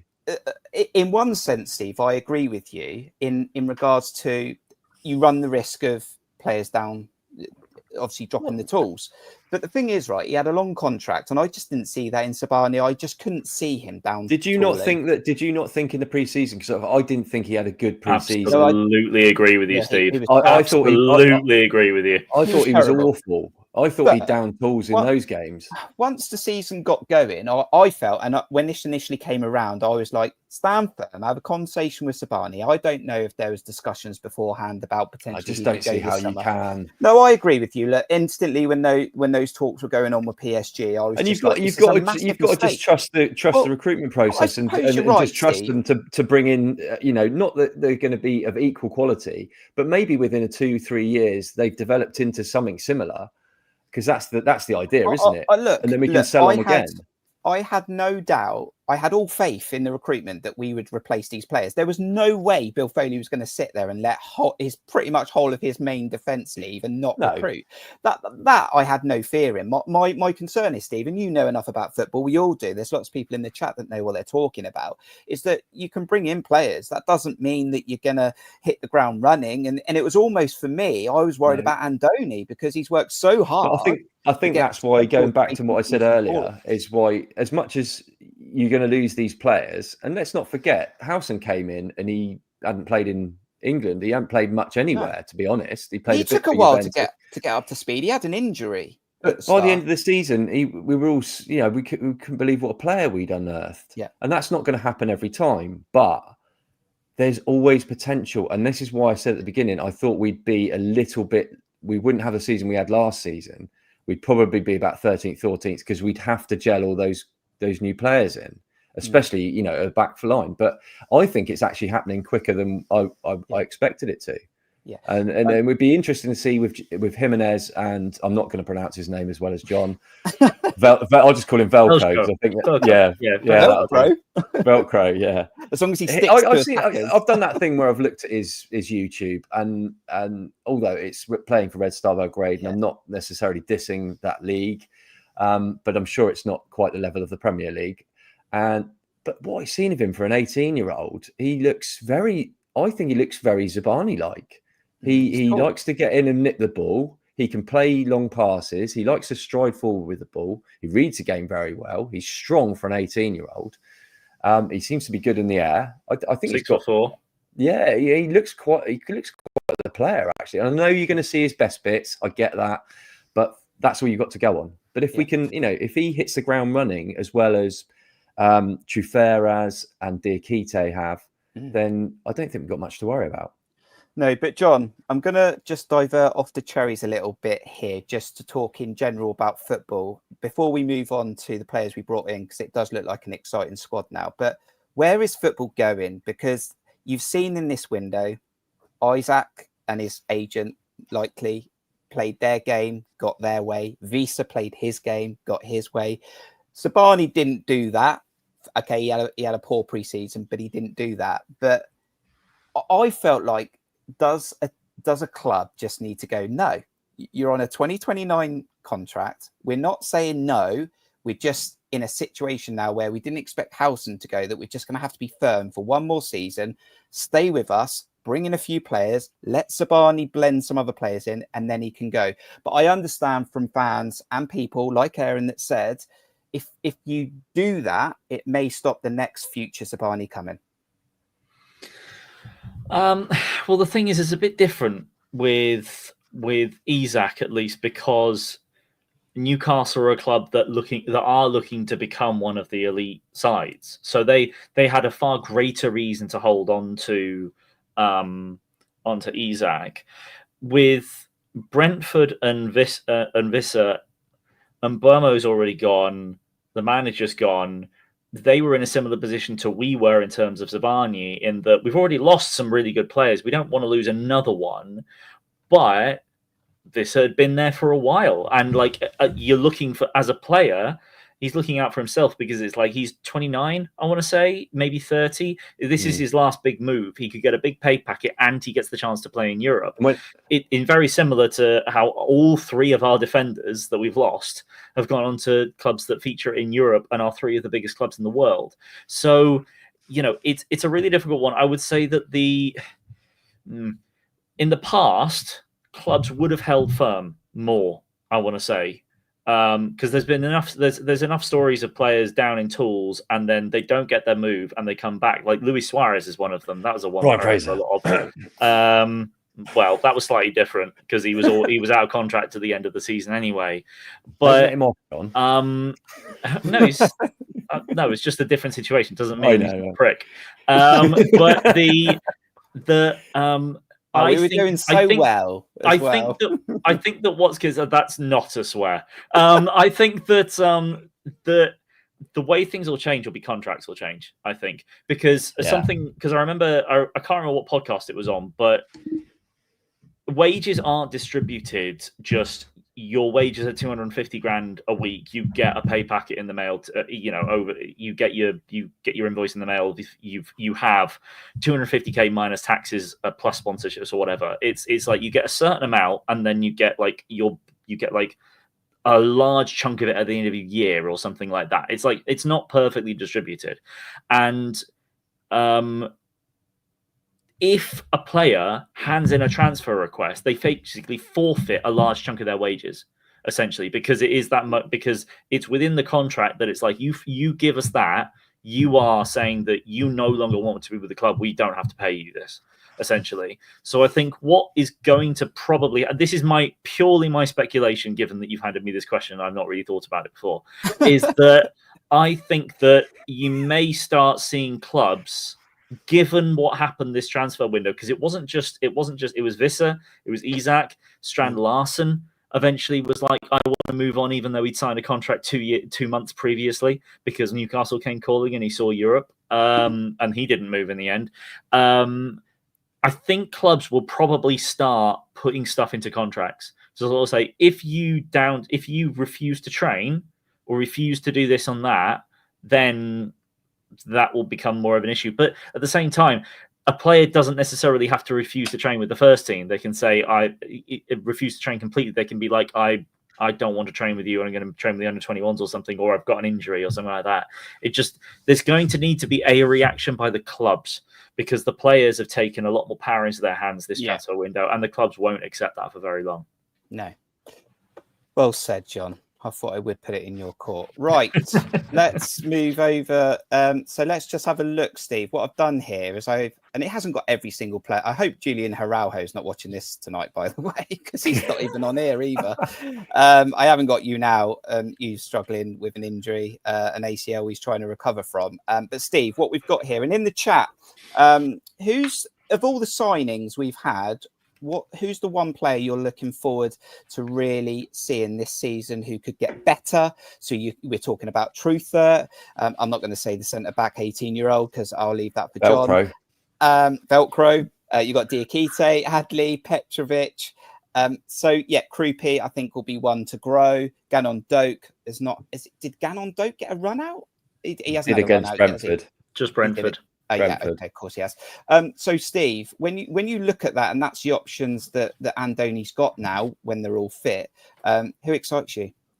And don't take that the wrong way either. Yeah, I haven't been in the dressing room with them. Is that everybody? I think so. I hope I haven't missed anyone. I'm sure someone will let me know. But yeah, let us know in the chat who you're looking forward to seeing this season. I mean, Steve, I can remember of the new recruits. Yeah, because I can remember we were on the golf course again. I know we spent a bit of time on there, and the True Furt news came out, and you went, "Do you know what? I do like a French defender. I do like a French defender. Do you know why? It's just because I think the football style isn't. I think they're quite suited to the Premier League. I think they're not so. It's not so tippy tappy. The French league, is it? It's a bit more sort of rough and tumble, a bit more fast. I watched quite a bit of it. I think it's especially the defending part of it. They're a bit more sort of get stuck in. So I always quite like a French defender. I think they always work well. I think there's a good long history of French defenders in the Premier League doing well. So yeah, and he's turned out to be a really good addition. But the one that really sticks out for me and I've been kind of Adley is the one I want to be excited the most about. I know everyone's going to say Trefer, but I really want Adley to be as exciting as I think he can be or could be. I first became aware of him via my kids actually and FIFA. So that's how I became aware of him, because obviously he played in the German league. And he was rapid in that game. And I was thinking, Christ, and he's actually quite a reasonably well-known player, but playing at a big side, and we've got him in. So that's kind of almost marquee a little bit.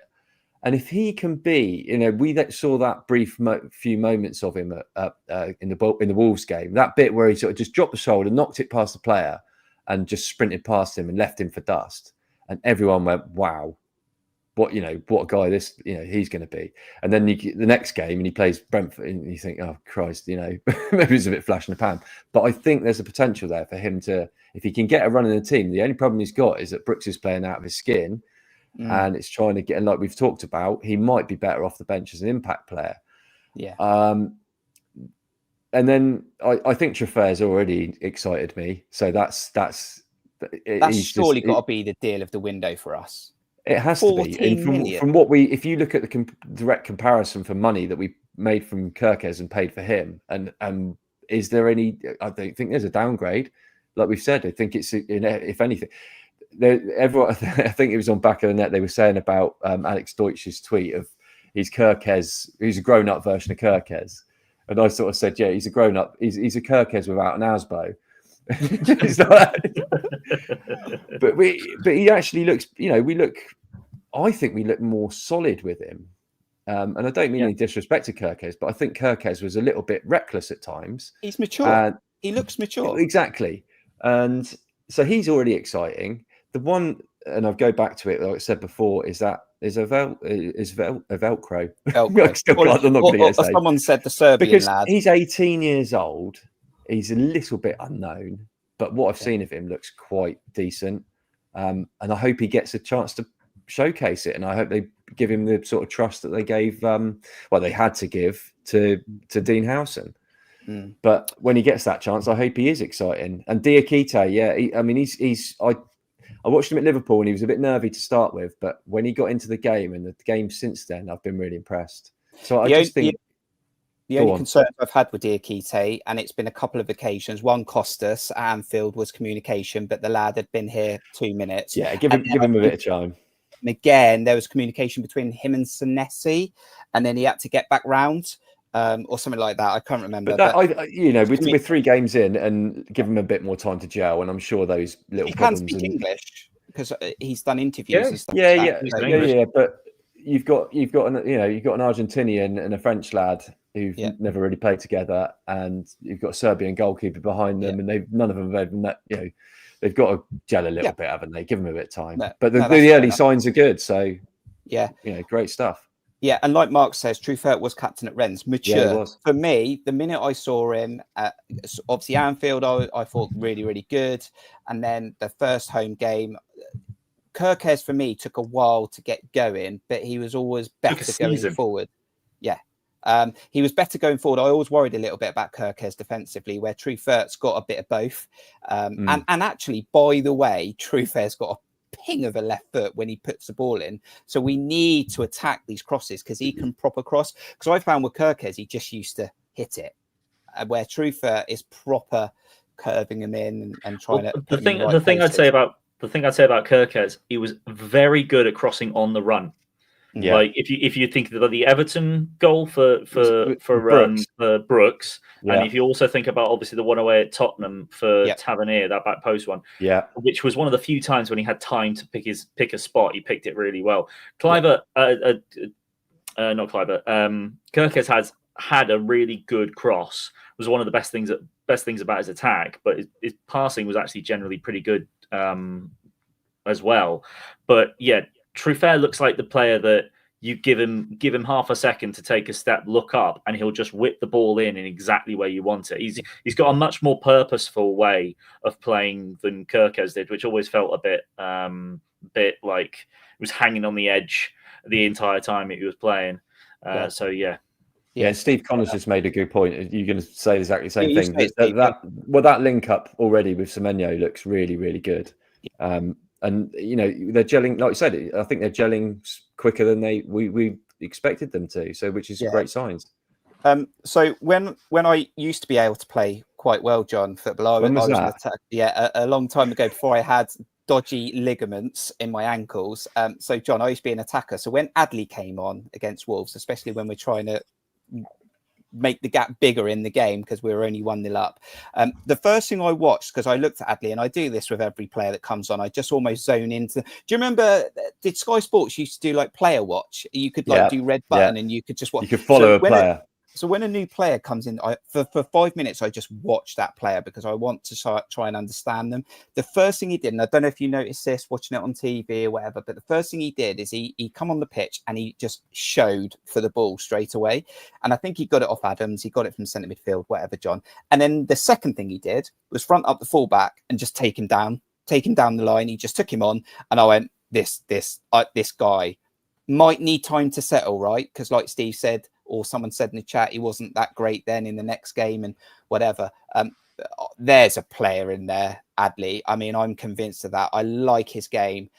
Again, he's got to budge David Brooks out the way. That's going to be tough. But actually, could that be a good challenge for both of them?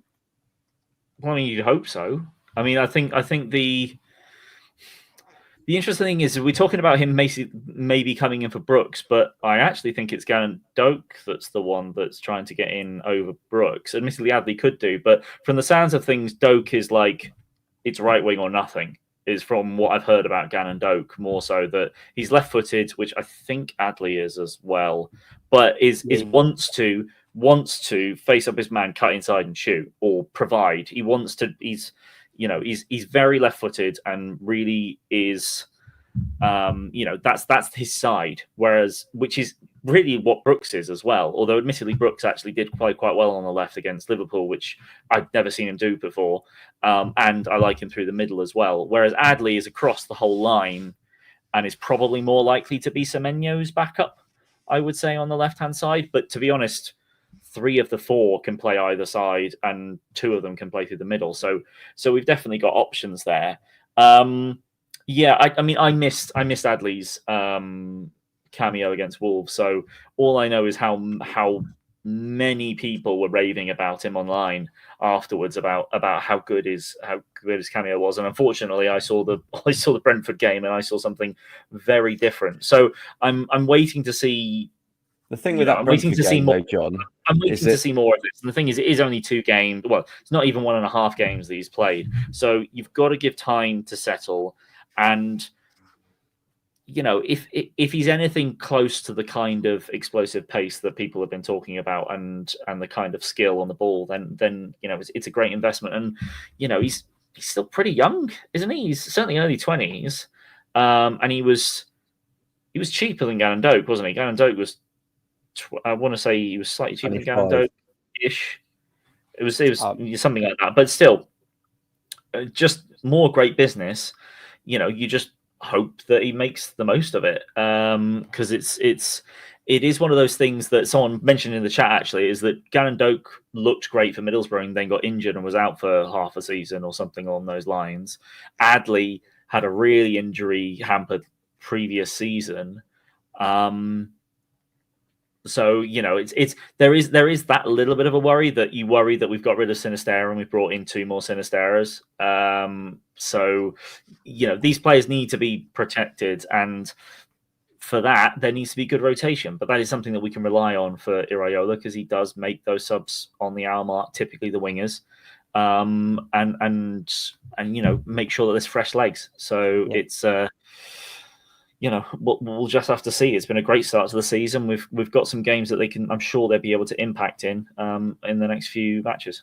25 years old, and there's been a clear strategy this summer with what we're trying to do, bringing that average age to a really good age that still has experience but can hit the ground running. Because as I said, bringing in especially like a whole back line and a goalkeeper, that's not easy for any coach, even as good as Andoni Iraola. We're going to go on for about another 5 minutes, guys. It's been an amazing first stream back. I'm sure Steve and John and Aaron will all agree.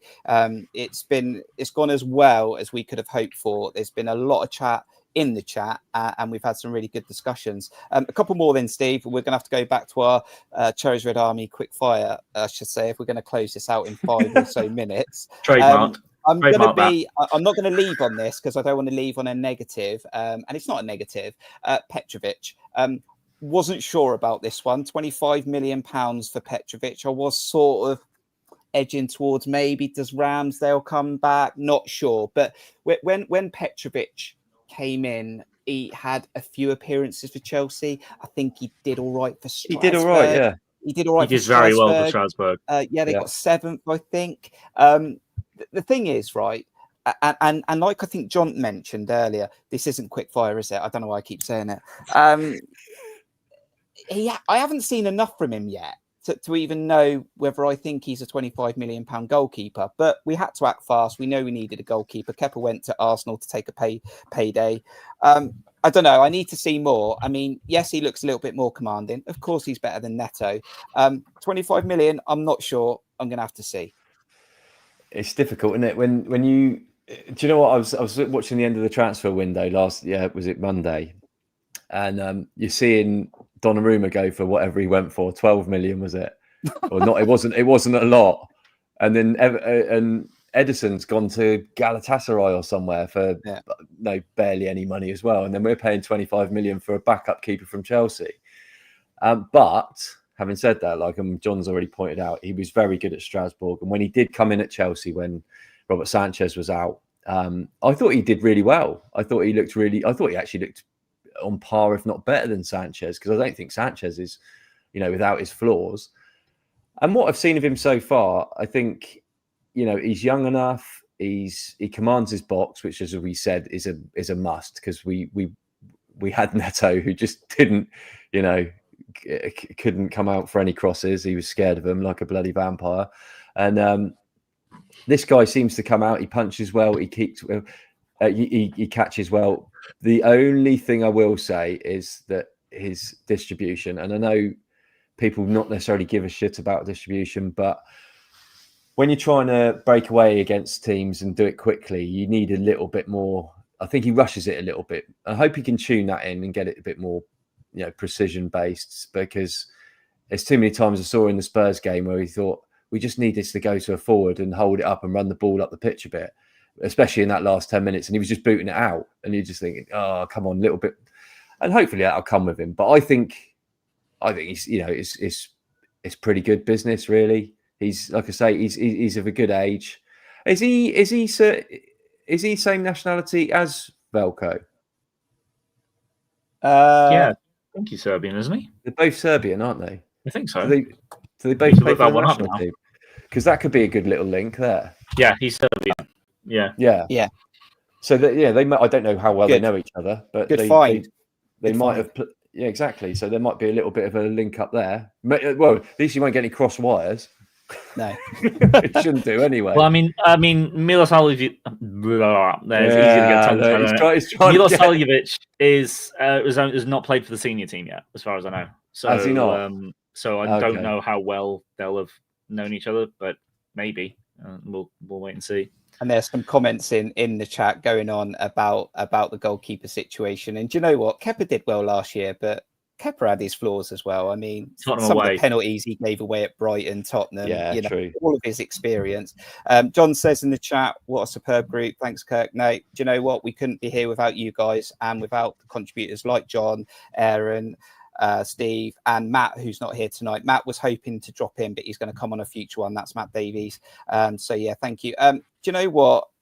Let's quickly, in the chat, someone said, most importantly, can you guys talk about Andoni briefly? What do you think the future holds? John, briefly. Because we'll talk about Andoni throughout the season. I was worried at one point whether he might just go, this is not what I signed up for. But the recruitment team have turned it around, and actually he's got something to play with again. I think he understood what was going to happen this summer. I think like most of us, I don't think he would have wanted to see Zaba go. But yeah, I mean, he dealt with it. He would have dealt with it at Mirandes, I'm sure. He certainly would have dealt with that at Vallecano, because there's no way they're keeping players for very long if a big club comes calling. So I think he's been relatively used to it. I think that I say frustration. The reality is he's got a year left in his contract, and he is the kind of manager, and he has said before that he would prefer to just sign a year every year. He would rather just sign for 1 year, and at the end of it, you decide whether you want to stick with him or not, because he thinks that there's a decent chance any manager is going to get sacked anyway. So, it's whatever. Without having seen that interview, Malcolm, I would expect that Bournemouth are desperate to get him to sign. I would expect that they are doing everything they can to encourage him to sign for just 1 more year. I'd just be like, come on, just give it another year, because I tell you what, you've got Pep. I'm fairly certain that Pep's the song, but I want Pep's contract, I'm fairly certain, runs out at the end of this year, and there's already been rumours that Man City have looked at Iraola as a replacement for him. So I would not be surprised. Man United fans are already talking about Iraola. There's if Arsenal decide that they're fed up with not winning a trophy, there's every top club around is looking at Andoni Iraola and going, we want a bit of that. So like we absolutely need to get him to sign on for another year as soon as possible. Just like we need Senesi with another few years. We need Brooks for another few years. I'm sure there's another one that's coming to the end of his contract at the moment as well. Is it Christie? I can't remember. Someone else is coming to the end of his contract at the end of the season. Christie won't leave, no. But I mean, Andoni is so important to us. And I do think, as much as we talked about earlier about Europe last season being a bit too early, I think if we want Andoni to be the manager that takes us into Europe, we have to get there this season to have any chance of him sticking around. If we'd done it last season, we could have guaranteed we'd have him for Europe. Whereas if we do it this season, we can't guarantee that we've got him next year. So we talk about the players, and we've waxed lyrical about the work that we've done about signing players. If Andoni isn't here, this team does not do what it has been at all. There's no doubt that Thiago and Frano and whoever else have been looking at who they can bring in next, because they have to, because they know there's no way we're keeping him for that much longer. He's just been too good. He's too good. I tell you what, though, Steve, if we could, and I think Europe, bearing in mind we're only in 2 competitions now, the league and the FA Cup, to try and get it. And actually, I think last year was probably the year to do it, because there were so many teams able to get into Europe. But we'll see what happens this season. I think Europe's going to play a massive part in trying to get Andoni on another contract. But how amazing would it be if we could still have Andoni going into a revamped Dean Court in a few years' time? Oh, it'd be incredible, but we all know that's not how football works. And it's let's hark back to when we were in the Premier League the first time round, and we had Eddie Howe, and we were all, he's the king. We couldn't do this without Eddie Howe. And then Eddie Howe goes, and okay, we had a couple of failures in between, but they didn't last long. And then we got Andoni, and he will inevitably leave at some point, and we. As much as we don't want that to happen, like John's pointed out, there will be a succession plan. Bill Foley's already talked about this and saying, and don't forget, before we got Andoni, we were linked with De Zerbi and a couple of other managers who I can't for the life of me remember at the moment. But De Zerbi did a pretty decent job at Brighton, and he was a decent manager. So they've obviously got a few on the radar. It was Knutson, wasn't it? The other one was one of the ones. Yeah, Knutson. Who I think's still there, actually. So maybe, I don't know, but there are succession plans, and they will have a list. of potential candidates, because they know it will happen at some point, especially with the success we've been having. And if he gets into Europe, I mean, that would just be the cherry on the icing on the top of the Bournemouth cake. The first stream. I know. But just, sometimes when you don't want to do it, it just comes out naturally. No, we've peaked. That's it. You got to end the stream now, mate. That's it. Right. As I said earlier on in the stream, we've been on for 2 hours, and I know for some of the fans that used to follow this channel, they used to say it's too long if you go past an hour. But as I said, we're not a full-time channel. That's not what we're going to be doing this season. So we are going to probably be on streams a lot longer, because we're just trying to get in between those events of where we were, where we are now, and we're going to pick these off. And this is what these streams are going to be like. We've debated so much, had good discussions. You've been amazing in the interactive chat as well. So we hope that you're going to join us on this journey this season for Cherries Red Army. As I said before, you told me you wanted Cherries Red Army back in some capacity. That's what we're going to do. And look, join us on the journey. Subscribe, hit the like button. Steve, final thoughts, 2 hours, 5 minutes, and we've had a good amount of people with us tonight. It's been a good first stream, in my opinion. But final thoughts of the first stream back? Yeah, I've really enjoyed it. I'm tired. I'm surprised my wife hasn't knocked on the door. I want to go to bed. But what's really sort of brightened up this stream for me is reading some of the comments in there. There's some particularly humorous guys in there that kind of make me laugh with some of their comments, and it's just good to see the people chatting away to each other, all things Bournemouth, obviously, giving us a bit of stick at times when we get things wrong. It's all part of it, and we love it, and more power to you lot for sticking it out for this 2 hours, us whittering on about what we think about everything. But we love it and love having you here, and I've really enjoyed it, and I'm really excited for the new season. I don't know if Mark's still watching, but he did make a comment. I've been pretty lax on the game so far. I've only been to one. That was Liverpool away.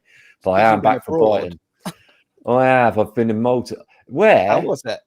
It was all right. I watched Hibernians. Oh. John, will you know that? What? Do I know you watched Hibs? No, I didn't know. There's a team in Malta called Hibernians, which I thought. Oh, in Malta? No, I didn't know that. Which is a bit of a convoluted Bournemouth link, because obviously. Well, yeah, exactly. You're not hoping to see Marcondes. No. Honestly, the standard wasn't good. But they had ultras, which was amazing. We'll get the chat's final thoughts, and we'll get your final thoughts as well, John. But as I said earlier, we are here. We are going to be providing content. I am going to get the camera. Can I just say to Josh, yes, I did notice a sick bucket on the top of the wardrobe, and I will get rid of it. But also, do you know what? We're just fans.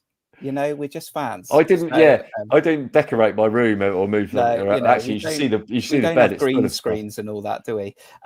So we are here for you. However, we do need your support, because your support goes towards helping us have StreamYard, which is what we're using tonight, just so we can have fans on the screen and an interactive chat. For those who are monthly members before, I've reactivated the membership, so there's nothing for you to do. If you're happy to still pay £3-5 that you were paying previously, we really appreciate it. It goes towards our StreamYard costs. It goes towards the equipment I use for matchday vlogs. If you want to become a member or just make a one-off donation, you can head over to www.buymeacoffee.com/Cherries Red Army, or get your phone out now, camera screen, get that QR code, and it should take you straight there. Look, guys, this does help us, and it just goes towards us being here for you this season to give you some extra Cherries content. John, good to see you again. Statman, don't ever change, by the way. I know we had a few jokes, but don't ever change. Final thoughts. Good to see you again, mate.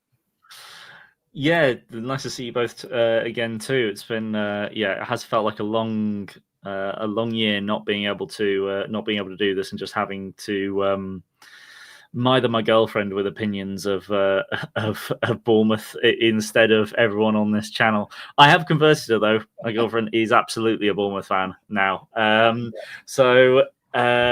I bet. Yes, I was going to say. I just saw that. I better make this actually quick so that you guys can go to bed. But yeah, absolutely delighted to be back on here to talk all things Bournemouth.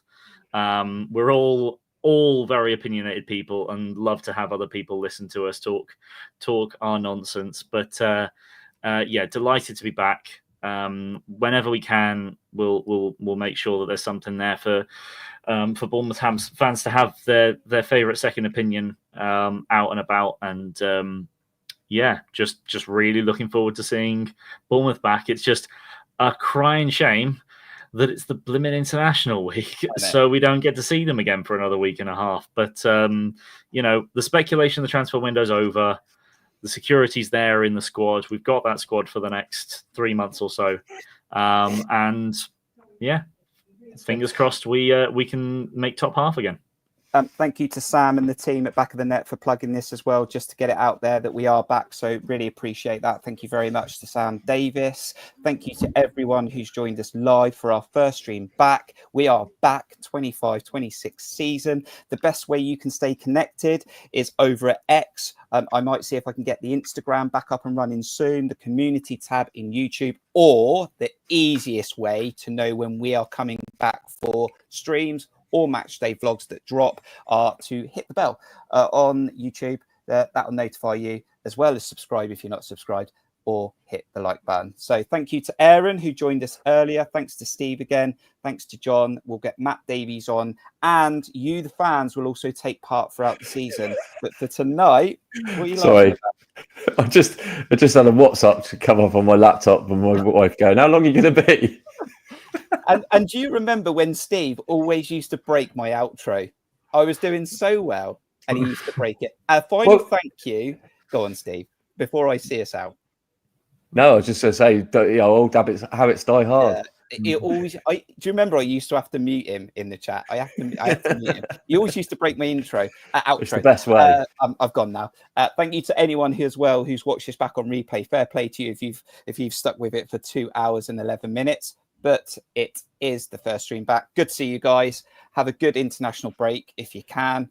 Bournemouth are back playing Brighton at home, and then we'll be back to talk about the Cherries and what's going on very, very soon. From us all at Cherries Red Army. Cheers, guys. We'll see you soon.